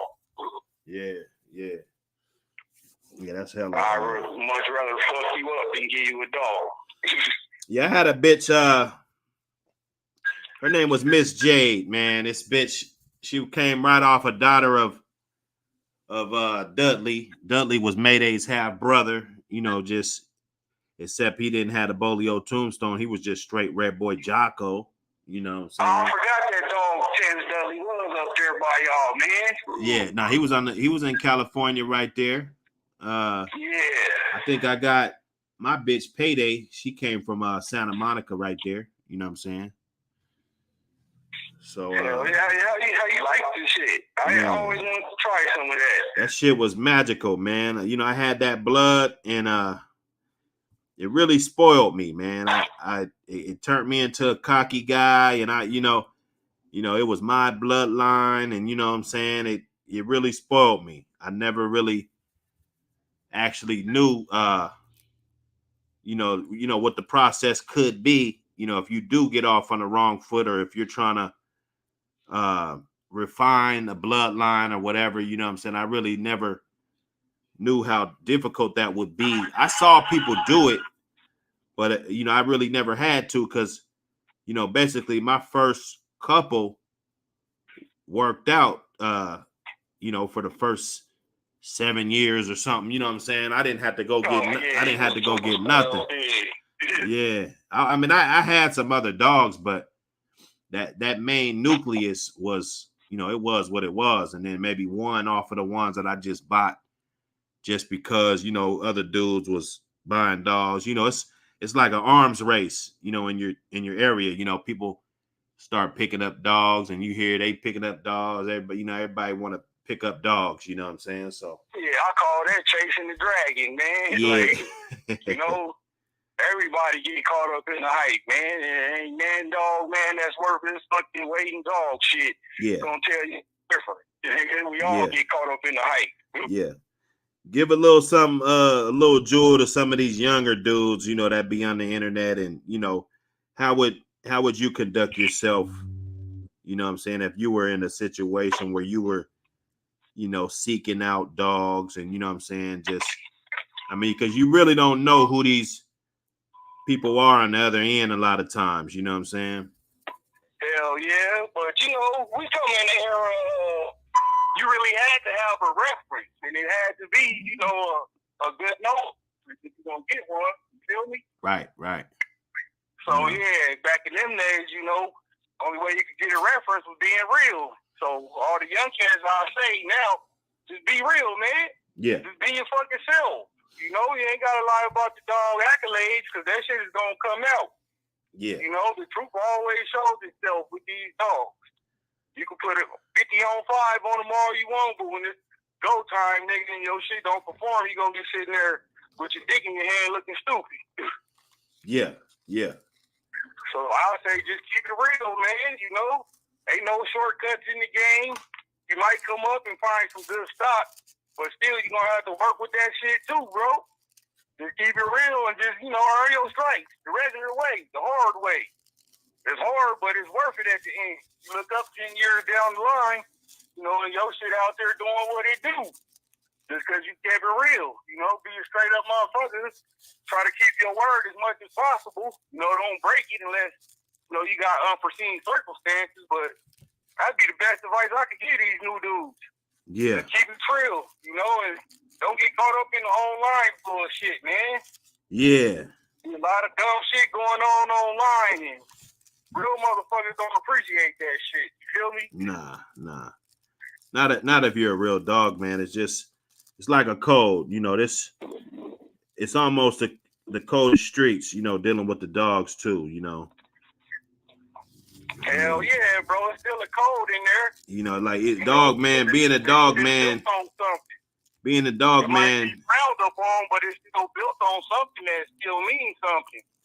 And your word is really all you got in this game, man. So keep that shit. Treat it like it's fucking platinum and don't just pass it around. It pays off in the end, though. You know what I'm saying? Because then you get to fellowship with all the other real guys that kept their name and everything solid. All those years too. So for an old guy like me, old timers respect that. And it's worth it. we damn near in the old timer age bracket now, so I respect that a lot. Yeah, I'm keeping it real.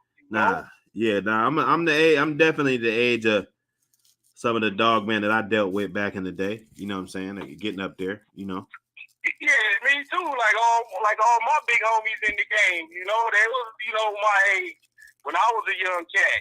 Now I'm fucking they age and they older, of course, but I still gotta look back and when I see other young cats coming up in the game. I'll reach back to them like how the OGs did with me.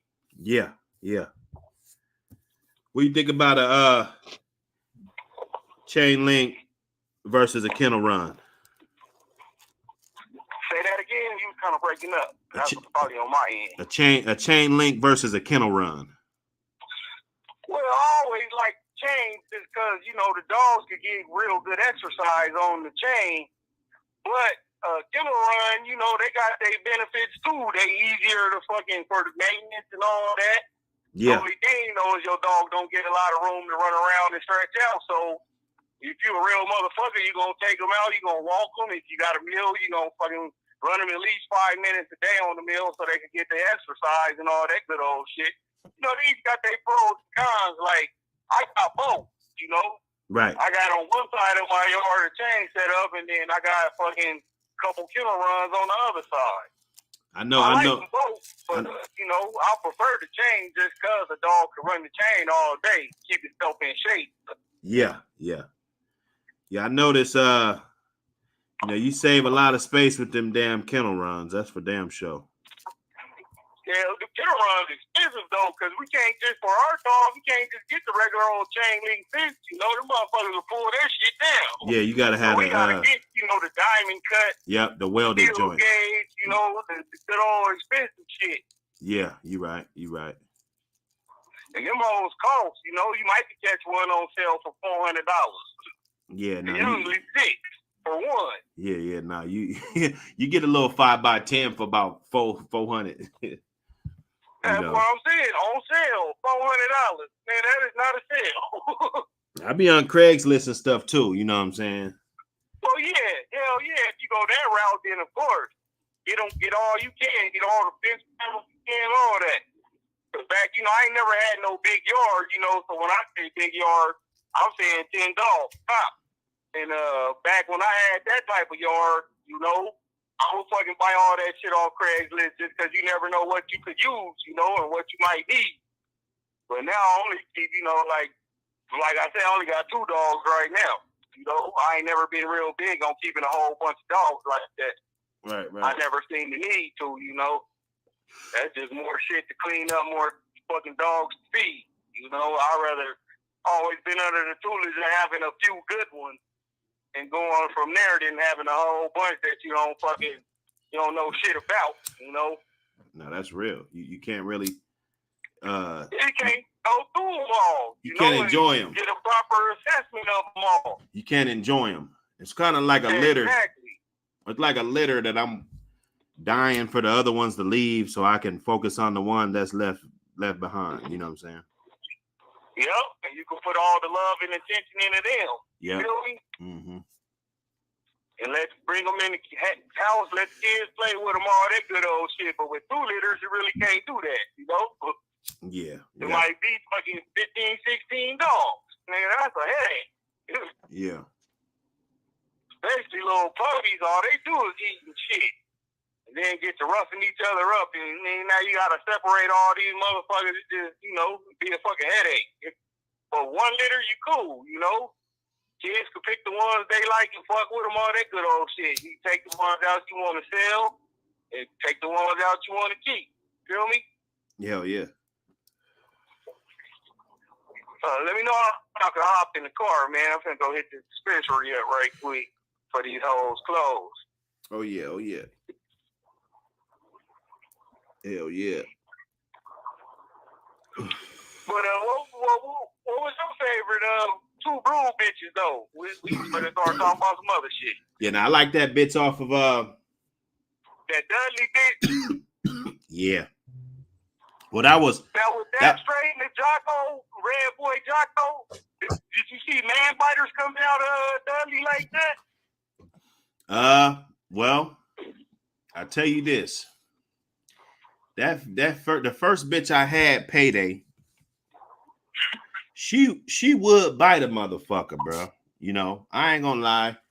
She would, but she wouldn't bite me though. You know what I'm saying? Yeah. She was just a protective dog. Like if you came in her yard, she would Don't go in that bitch change space. And she was little. She was little. She was so small. And I'm talking about I'm telling you, she was such a guard dog. Like she'll hear what me and the homies is in the basement arguing and shit. Like, you know what I'm saying? She was one of those, you know. Oh yeah, she like coming to see about it. Like, she outside the door. I used to just keep her outside the door, and I was young, man. You know what I'm saying? But she was a damn good dog. Dogs be like that though. That's why I asked you, because you know, fucking my shit, old dogs bite your ass, nigga. Yeah. You feel me? These new dogs that will bite you. That's just, you know, a Jocko trait. You know, them is real alpha fucking owner type dogs. You know, if they know you with the bullshit too, they ain't gonna bite you. But if they think you a hoe, nigga, they finna give you the business. Right. Feel me? Right. Like.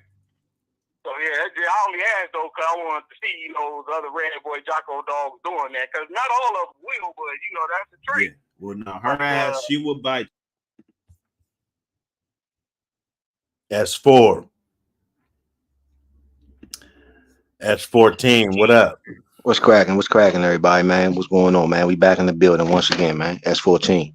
Once again, what's going on with it? What's going on? Talk to me.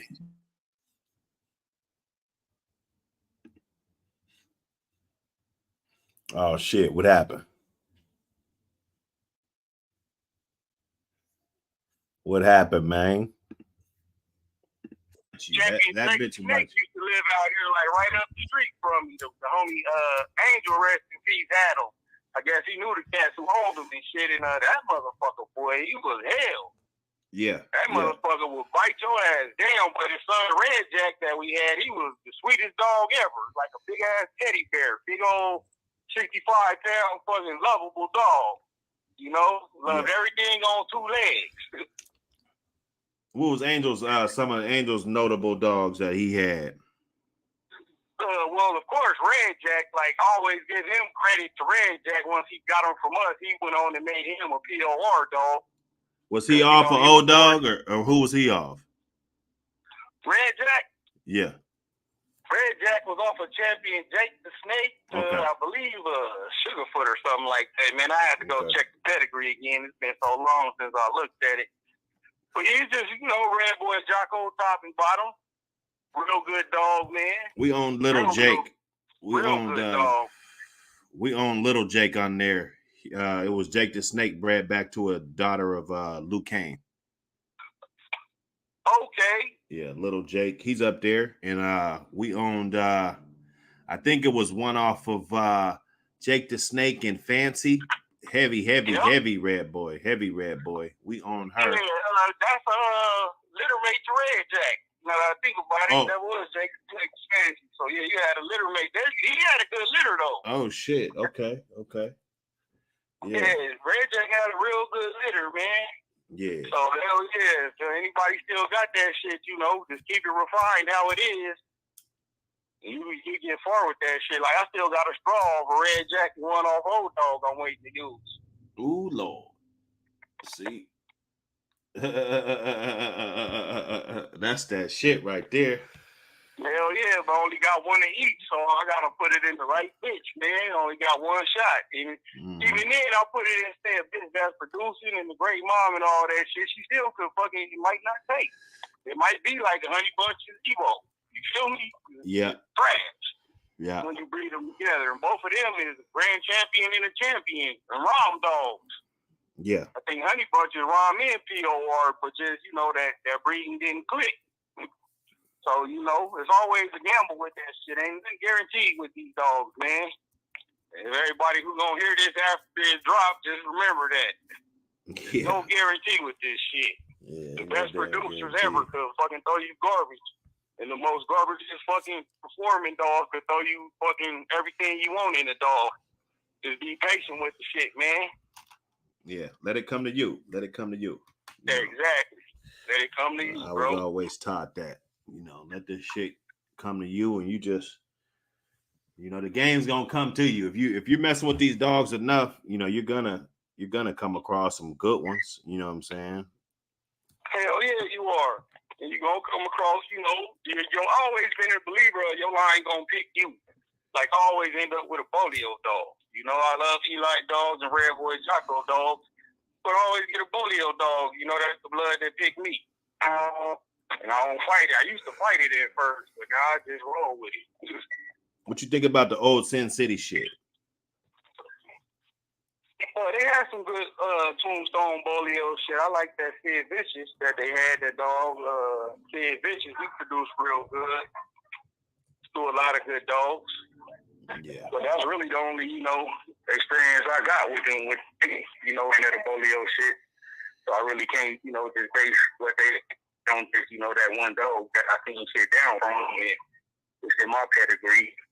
Ain't really. Yeah. Hell yeah. Hell yeah. Yeah, because you got to file them in the jail. You know, and then shoot, man. Best friends forever looking ass niggas. That's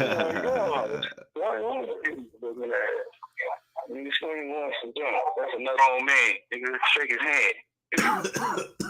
Make it a firm shake. Say what up, Ice Cube, and then break. Cooking up. You know what I'm saying?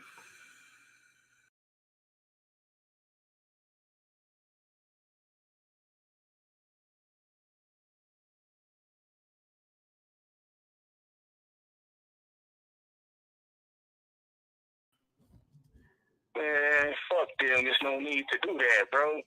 You know, I don't want to blow your channel up, but this motherfucker on the other show was talking about, man, motherfucker, just lying on the pedigree for no reason, bro. The motherfucker, well, I just, to this day, I won't get shit from them. And they got, you know, good bred dogs, but they be lying on how the dogs is bred. Man, there's no need for that, bro. There's no need, man. Your dogs is what they are. If they ain't bred how everybody like, that's what's popping right now. Fuck it, you know, enjoy your dogs. The motherfuckers that hang papers, motherfuckers, a paper hanger is up there with a dog teeth and muffles, bro. Why do you think? That. What do you think the number one reason, or just say the number two reasons why people just paper hang? I never understood it.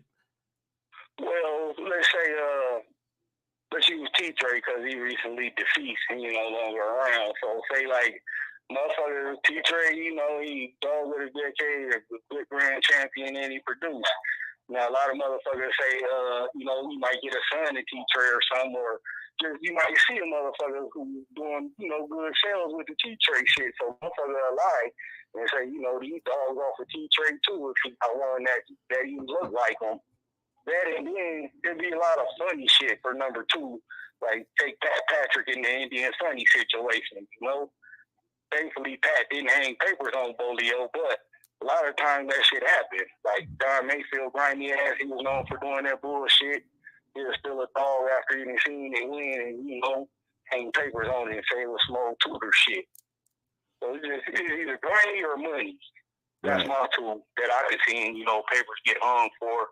But I had a third one too. Like sometimes motherfuckers will get a dog from a breeder that's a bitch motherfucker, and the dog will be good, and they don't want to get a breeder credit, you know. Like I don't fuck with them copper vein dogs at all. But you know, if you got a good one, I'ma salute it because the dog don't know how he bred. Nah. He can't read his pedigree. He don't know what his papers is. You know, he just know he a bulldog. I don't never hold that against the dog, even if the breeder ain't shit. Yeah. But other motherfuckers that do that, bro. And that shit start fucking up your pedigree that you try to breed for from a fake pedigree, you know? And they're just beating in a stripper wondering why this shit ain't working. It ain't working because it ain't bred how it's supposed to be, how to say. Feel me? Yeah, no, that makes a lot of sense. That makes a lot of sense. You know, that's probably why some lines just went to shit, because you know, people didn't know how to breed it because they didn't know the history about the blood. They know how to breed because they ain't know how to breed.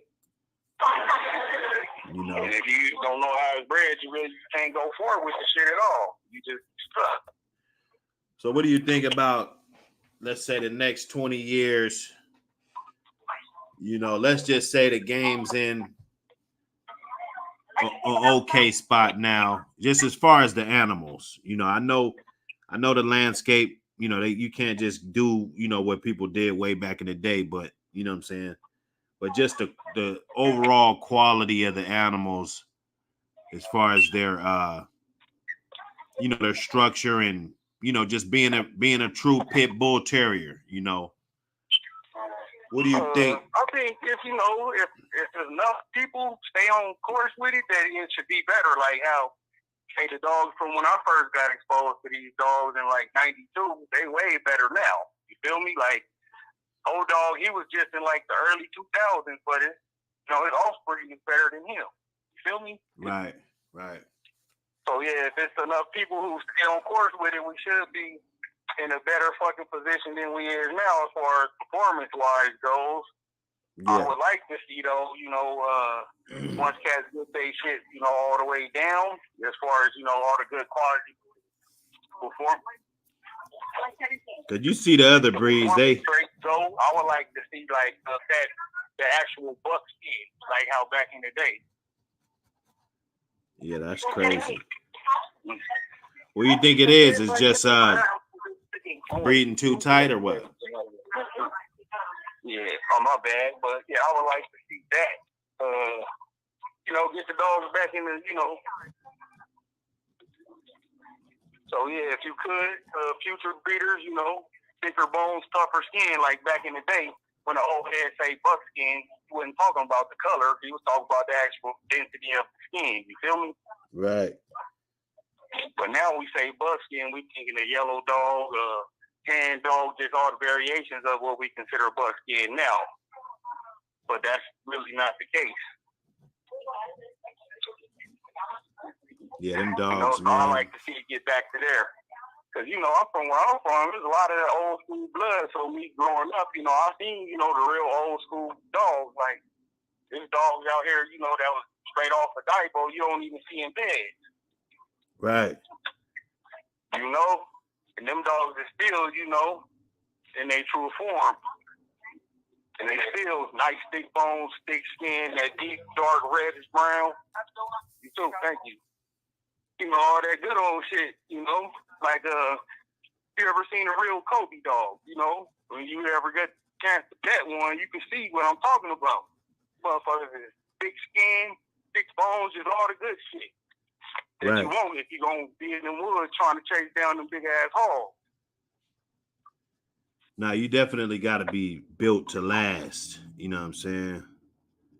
If you're but that's why though another reason why I brought Carver shit, like that's why I really didn't like him, even though Bolio the strain of the shit. Do throw them in, nobody talks it down again. But the right strain to give you a bulldog, like a lot of people I think start breeding. They definitely I see the breed changing because just for that reason right there, it's if they're not breeding for that, and what I'm saying, because mostly that's pretty much all it's about is confirmation, weight pulling, and what I'm saying, very few. Like I said, I haven't even went hog hunting in 5 years. You know what I'm saying? So it's becoming less and less common for me. You know what I'm saying? So yeah, see, like out here we got javelinas and shit, so there ain't nothing to get a little $20 permit and go hunt some fucking feral javelinas, and you know them is just small hogs. yeah, But they still get big though. You know, they compared to a Texas hog, they small. right. But when you see one nigga your dog is on them, you like, God damn, that's a big ass hog. Like, I Yeah, hope you don't get my dog, because they still, you know, Caborio shit and all that. Even through the vest, because, you know, I got the vest and all that shit, but, yeah, you know, them is feral animals. But if you ain't got that out there, then the breed would be, you know, entire fucking need of the actual physicality of, you know, what the breed is for. Even though you're not matching them into another dog, you can still take them out hunting. You feel me? yeah, Cause that pig, you put a dog on a pig, nigga, that pig gonna let you know if you got a bulldog or a cur, bro. yeah. Like that Exactly. pig is not fucking around, and he's big and stronger than your dog. So, you know, Well, that's one way you can dog. test those shit if it's legal for you to go out there and, you know, hunt feral hogs. Like I used to drive out to Texas because, you know, that's a problem out there. Yeah, nah. I be out in you know, to get them hogs up off. Yeah, I got a good little family I deal with out there quite a bit. You know what I'm saying? But well, I'll say probably next spring or something, try to go out there, man. I go with you. I like doing that shit. I dust off the motherfucking galoshes and pull out the old vest and all that shit for the dogs. Well, they just make a week out of it, and you get out there in that brush, you know, some jerky and some canteens of water, and, you know, just get out there and get it. yeah, nah, shit, we all in there, right on the damn property. You know what I'm saying? That's what I'm saying. Like, It's you right know, there. I'll be on people's property when I would go hunting, but the properties is so big out there, you think you was in the fucking forest, bro. He's like, nah, man, you still got another quarter mile before you off my property. Like, goddamn. So, hell yeah, bro. If you serious, I'm serious, nigga. I don't just be talking. I'll pull up. Yeah, no, I'm definitely gonna. Just make sure you got a big enough one, though. Like, I made the mistake my first time going out there, bringing out a little old dog, and that nigga almost ain't make it back. Well, I'm gonna see with this little Lynch throws. You know, I think he's gonna throw some pretty big ones. You know, depending on. Yeah, like Daddy wasn't no little dog. You feel me? Yeah. Baby Lynch, he wasn't no fucking little dog, bro. So hell yeah. I always liked them Lynch dogs, man. That's why I was glad to see, you know, motherfuckers still out there with the blood and still, you know, keeping it how it's supposed to be kept. Right. Hell yeah. Let me ask you this. How you feel about motherfuckers say peddlers? Like, you know, like the homie Maul said his best on one of your streams, you know, he was like, shit, without peddlers, a lot of us wouldn't have dogs. You feel me? Well, I think, you know, people just, they pick and choose who they want to call a peddler, you know. You know, it couldn't possibly be the guy you get your shit from, though. You know what I'm saying? Exactly. It's always, so what you say, like, if you just pumping out good dogs, say, like, we're going to use your double Lynch dog, your little Lynch dog, for example. Say, if you breeding that motherfucker, and every time you breed them, out of 10 pups, 6 of them is worth a fuck, you know, and you sell them all, nigga, you never kept one of them. But you selling real good quality dogs that's continuously working. Is that considered a peddler? And people, I don't think so. In people's eyes, like, in people's eyes, fucking dogs consistently. That's not peddling. That's Walmart. No. Yeah. Walmart sells good shit consistently, nigga. Well, some people got a method to their madness. You know what I'm saying? And some people, you know, I mean, it's only natural. Some people just, you know, put stuff together, but it's no way you can really tell, like, what somebody's intention was. You know what I'm saying? You just got to know that particular person. Like, I know some people, like, even when it comes to, like, real life or, you know, any other little thing, like, they just don't fuck around. They put 100% into whatever it is, you know, like you could play a game of hopscotch or some shit, you know what I'm saying? Or You know, Yeah. like they'll go all the way in, you know, for this shit. You know what I'm saying? You know, even if they having a barbecue or you know what I'm saying, like they go over and beyond, you know, to make sure that shit is right. You know, so Like barbecue be looking like an episode of fucking House Party. yeah. So when you're dealing with somebody like that, you know what I'm saying, they're not just like they're actually trying to do the best that they can do. You know what I'm saying? So I surround myself with those type of people, and man, I love it. You know what I'm saying? It works out for me. Hell yeah, I fuck with you on that one. Yeah. You know, Big you a dreamers. breeder. You know, I ain't never considered myself a breeder. I'll breed, you know, my shit. And, you know, like I said, I'm one of them cats that'll keep all my shit.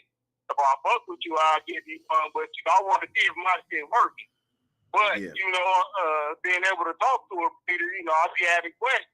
You know, like what make you want to breed this? What did you see? You know, all that good old shit. Yeah. You know. And it's rare to get to talk to a motherfucker who know how to breed dogs, you know, and got good dogs to breed. You know, that combination is rare these days. You might find a nigga who a goddamn ace in the broom pen, but he ain't got the stock. Right. Find a motherfucker with the stock, but he don't fucking can tell his asshole from his elbow. Feel me? An old timer told me that the dog has to have the gene to produce, you know. That was like the gospel, you know. Yeah. It took me and a one while. Of my partners, with the Patrick Lisa stuff, he under that same belief, you know. It took me a while to really understand what that meant. You know what I'm saying? I was still like a in your ear, in one ear, out the other. You know what I'm saying? But you know, you just be like, you really don't know what you're actually listening to, but you're listening to a lot, you know. Hell yeah. And I don't even remember who told me that, but I just remember that lesson right there, you know. And you know, hell it's true. Yeah. And that be one thing too I want to point out to all the new cats who, you know, getting in the game.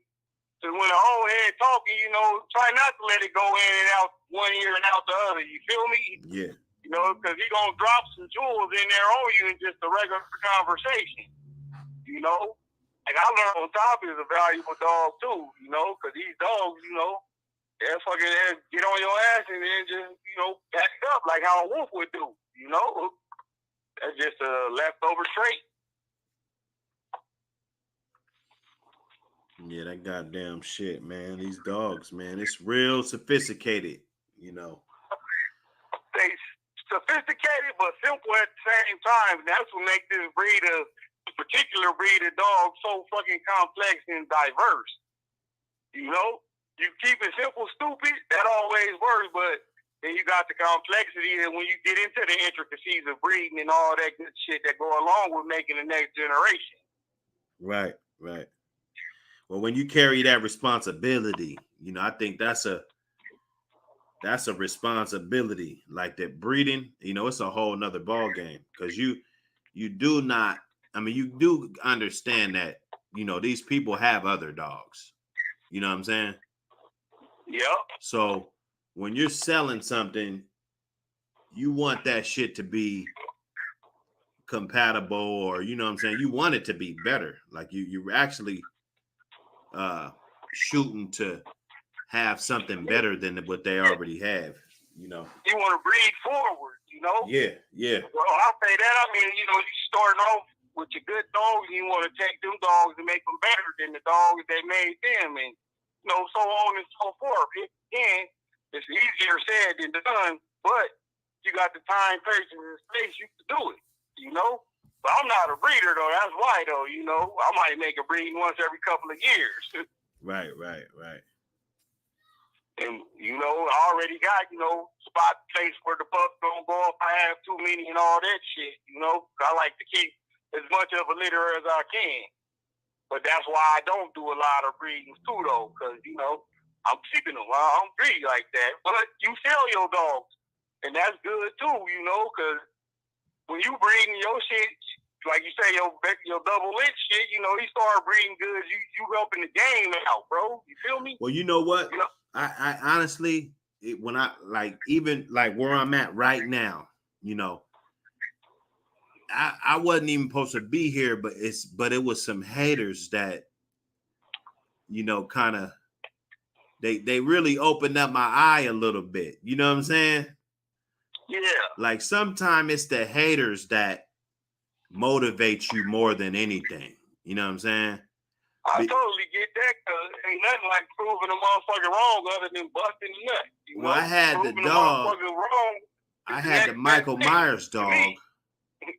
I had the Michael Myers dog, and I had bred him 4 times, you know, and right there, motherfuckers said I was the biggest peddler ever. You know what I'm saying? And I thought about it, and they were talking about like, oh, all you do is sell puppies. All you do, like the puppies hadn't even hit the ground yet, none of them. And they were already saying that I was a peddler, bro. You know what I'm saying? Nigga ain't sold one dog yet, but you on the bicycle peddling them, huh? You see what I'm saying? So I said, wait a minute. I said, these motherfuckers don't like this shit. You know what I'm saying? And I said, you know what, man, I'm gonna just try to, you know, make the best out of you know, the breeders and try to create some good dogs and ultimately, you know, accomplish that. You know what I'm saying? So just basically just keep going. Like, oh, bitches ain't shit to breed to. Like, you could have bred all 4 of them dogs and kept everything off each breeding, bro. That's not a. And he old. I wouldn't call you and a he's peddler. old. That's not even if these bitch ass fucking 10 dogs. Well, no, out of those 4 breedings, I kept a shitload of them. You know what I'm saying? Like I think the first litter, that's it was not peddler shit. Like, it was 5. you know, I Tom kept Garner, 2. that's a peddler, nigga. You breed fucking putting out fucking 150 to 300 puppies a year, nigga, that's peddling hard. You Michael Phelps with shit. Nah. Garner, you know, like I said, I don't want to turn this into a Tom Garner thing, but yeah, well, yeah, I'll take that back then, but yeah, I no. I'll fight over that one. Well, no, that's cool. I mean, you know, whatever, you know, this is a radio station, man. Shit's gonna get said. If you're good, your name is gonna get mentioned on here. You know what I'm saying? But just to correct you, I think Garner's producing maybe the 300 to 500 pup a year range. God damn, you think that many? Man, I mean, last time I looked at his website, there was about 17 breedings on there, you know, litters. Golly. I mean, you think about it, like 17 litters, that ain't including who's pregnant, what puppies they're on the ground, but they're only 5 weeks and shit, 3 weeks and shit. You know what I'm saying? Like, come on, bro. Shit. Think about it. God damn, that's a lot of fucking dogs like here, bro. But don't nobody call him a peddler, you feel me? We could probably go there now. Motherfucking breeder ever. Man, listen, I'm done talking about people, but he just producing a hell of a lot of dogs. And that's good, because if, like me, I probably wouldn't want to produce 500 dogs, because like, what the fuck am I going to do with all of them? Like, are people going to actually buy them? You know what I'm saying? But obviously he knows that, 500 dogs, that ain't shit. You know, I could get rid of these. You know what I'm saying? Had them all sold in 3 months and have 500 more on the ground. You see what I'm saying? Like, he might just be thinking like that. Like, he might be a goddamn savage. Like that, then you changed my mind on that. Then if you got the motherfuckers who buying them, you know what I'm saying? Yeah, you're not a peddler. Then I'll take that back. Then it's still fucked up. Okay, 1, 2, 3, 4, 5, 6, 7, 8, 9, 10, 11, 12, 13, 14, 15, 16.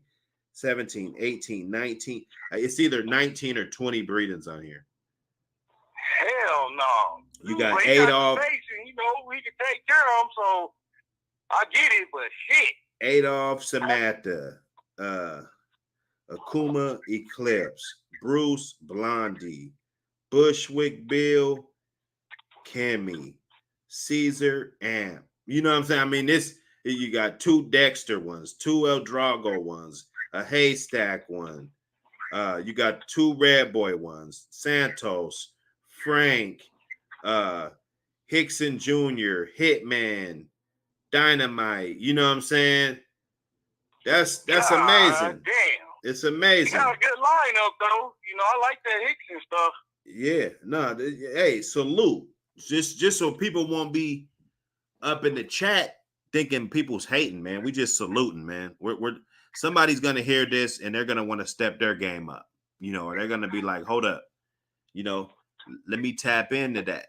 You know, And I don't that's how know. I am. Like, say, if me and you competing, like, I'm going to look at your shit, and if I feel it's better, I'm going to try to make my shit better, you know? Right. And I hope you would do the same, and that way we could both come up with, you know, our both prospective fucking line of dogs. So how many, I know Garner has produced a hell of a lot of good dogs. You know what I'm saying? Let's just say in the past, you know what I'm saying, just for past references or, you know, whatever, you know, like just in a fantasy world, how many good dogs do you think he's produced? Is it like 0 to 50, fucking, you know, 50 to 100, you know, 100 to 150, you know, up to, you know, 0 to 50, you know? 0 to 50. You really only hear, you know, Champion Dynamite. That's the most, you know, popular one. But other than that, who else you got? You know? That motherfuckers is checking for. But still, you know, 50 good dogs from, say, like, from now until 10 years ago, nigga, that's a great feat. You know? Like, these dogs will throw you trash more than they'll throw you treasure, bro. Yeah, but shit, if you breeding 300 something to 500, like hold up. So if this is, see, I gotta do the math, bro. Let's say this is 20 breedings. That's at let's just say 5 puppies a breeding, right? All right, so the average is 5 puppies and 20 breeds. So that's 100 right there. That's 100 pups right there. You know. Yeah, that 100 dogs, how many is really gonna be, you know, quality and be good to be able to say you comfortable enough to breed it and, you know, produce the next generation of good dogs? Honestly, man, 10 out of that 100 would be worth a fuck. And then out of that 10, how many gonna end up in the right hands to be able to prove they merit, you know? 4 or 5? How many you think? That will be on like a historic level, like, you know, just like throwing like the 8th PBT standard of like some historic shit. Like, I think 10 out of 100 is not bad though. You know what I'm saying? For like a historic level. Yeah. You know what I'm saying? That's about average, bro. You know, and that's with a motherfucking quote unquote, you know, good breeder. You know what I'm saying? I mean, I don't know if that's the clip. I haven't bought those dogs. I told you I had a Dynamite bitch.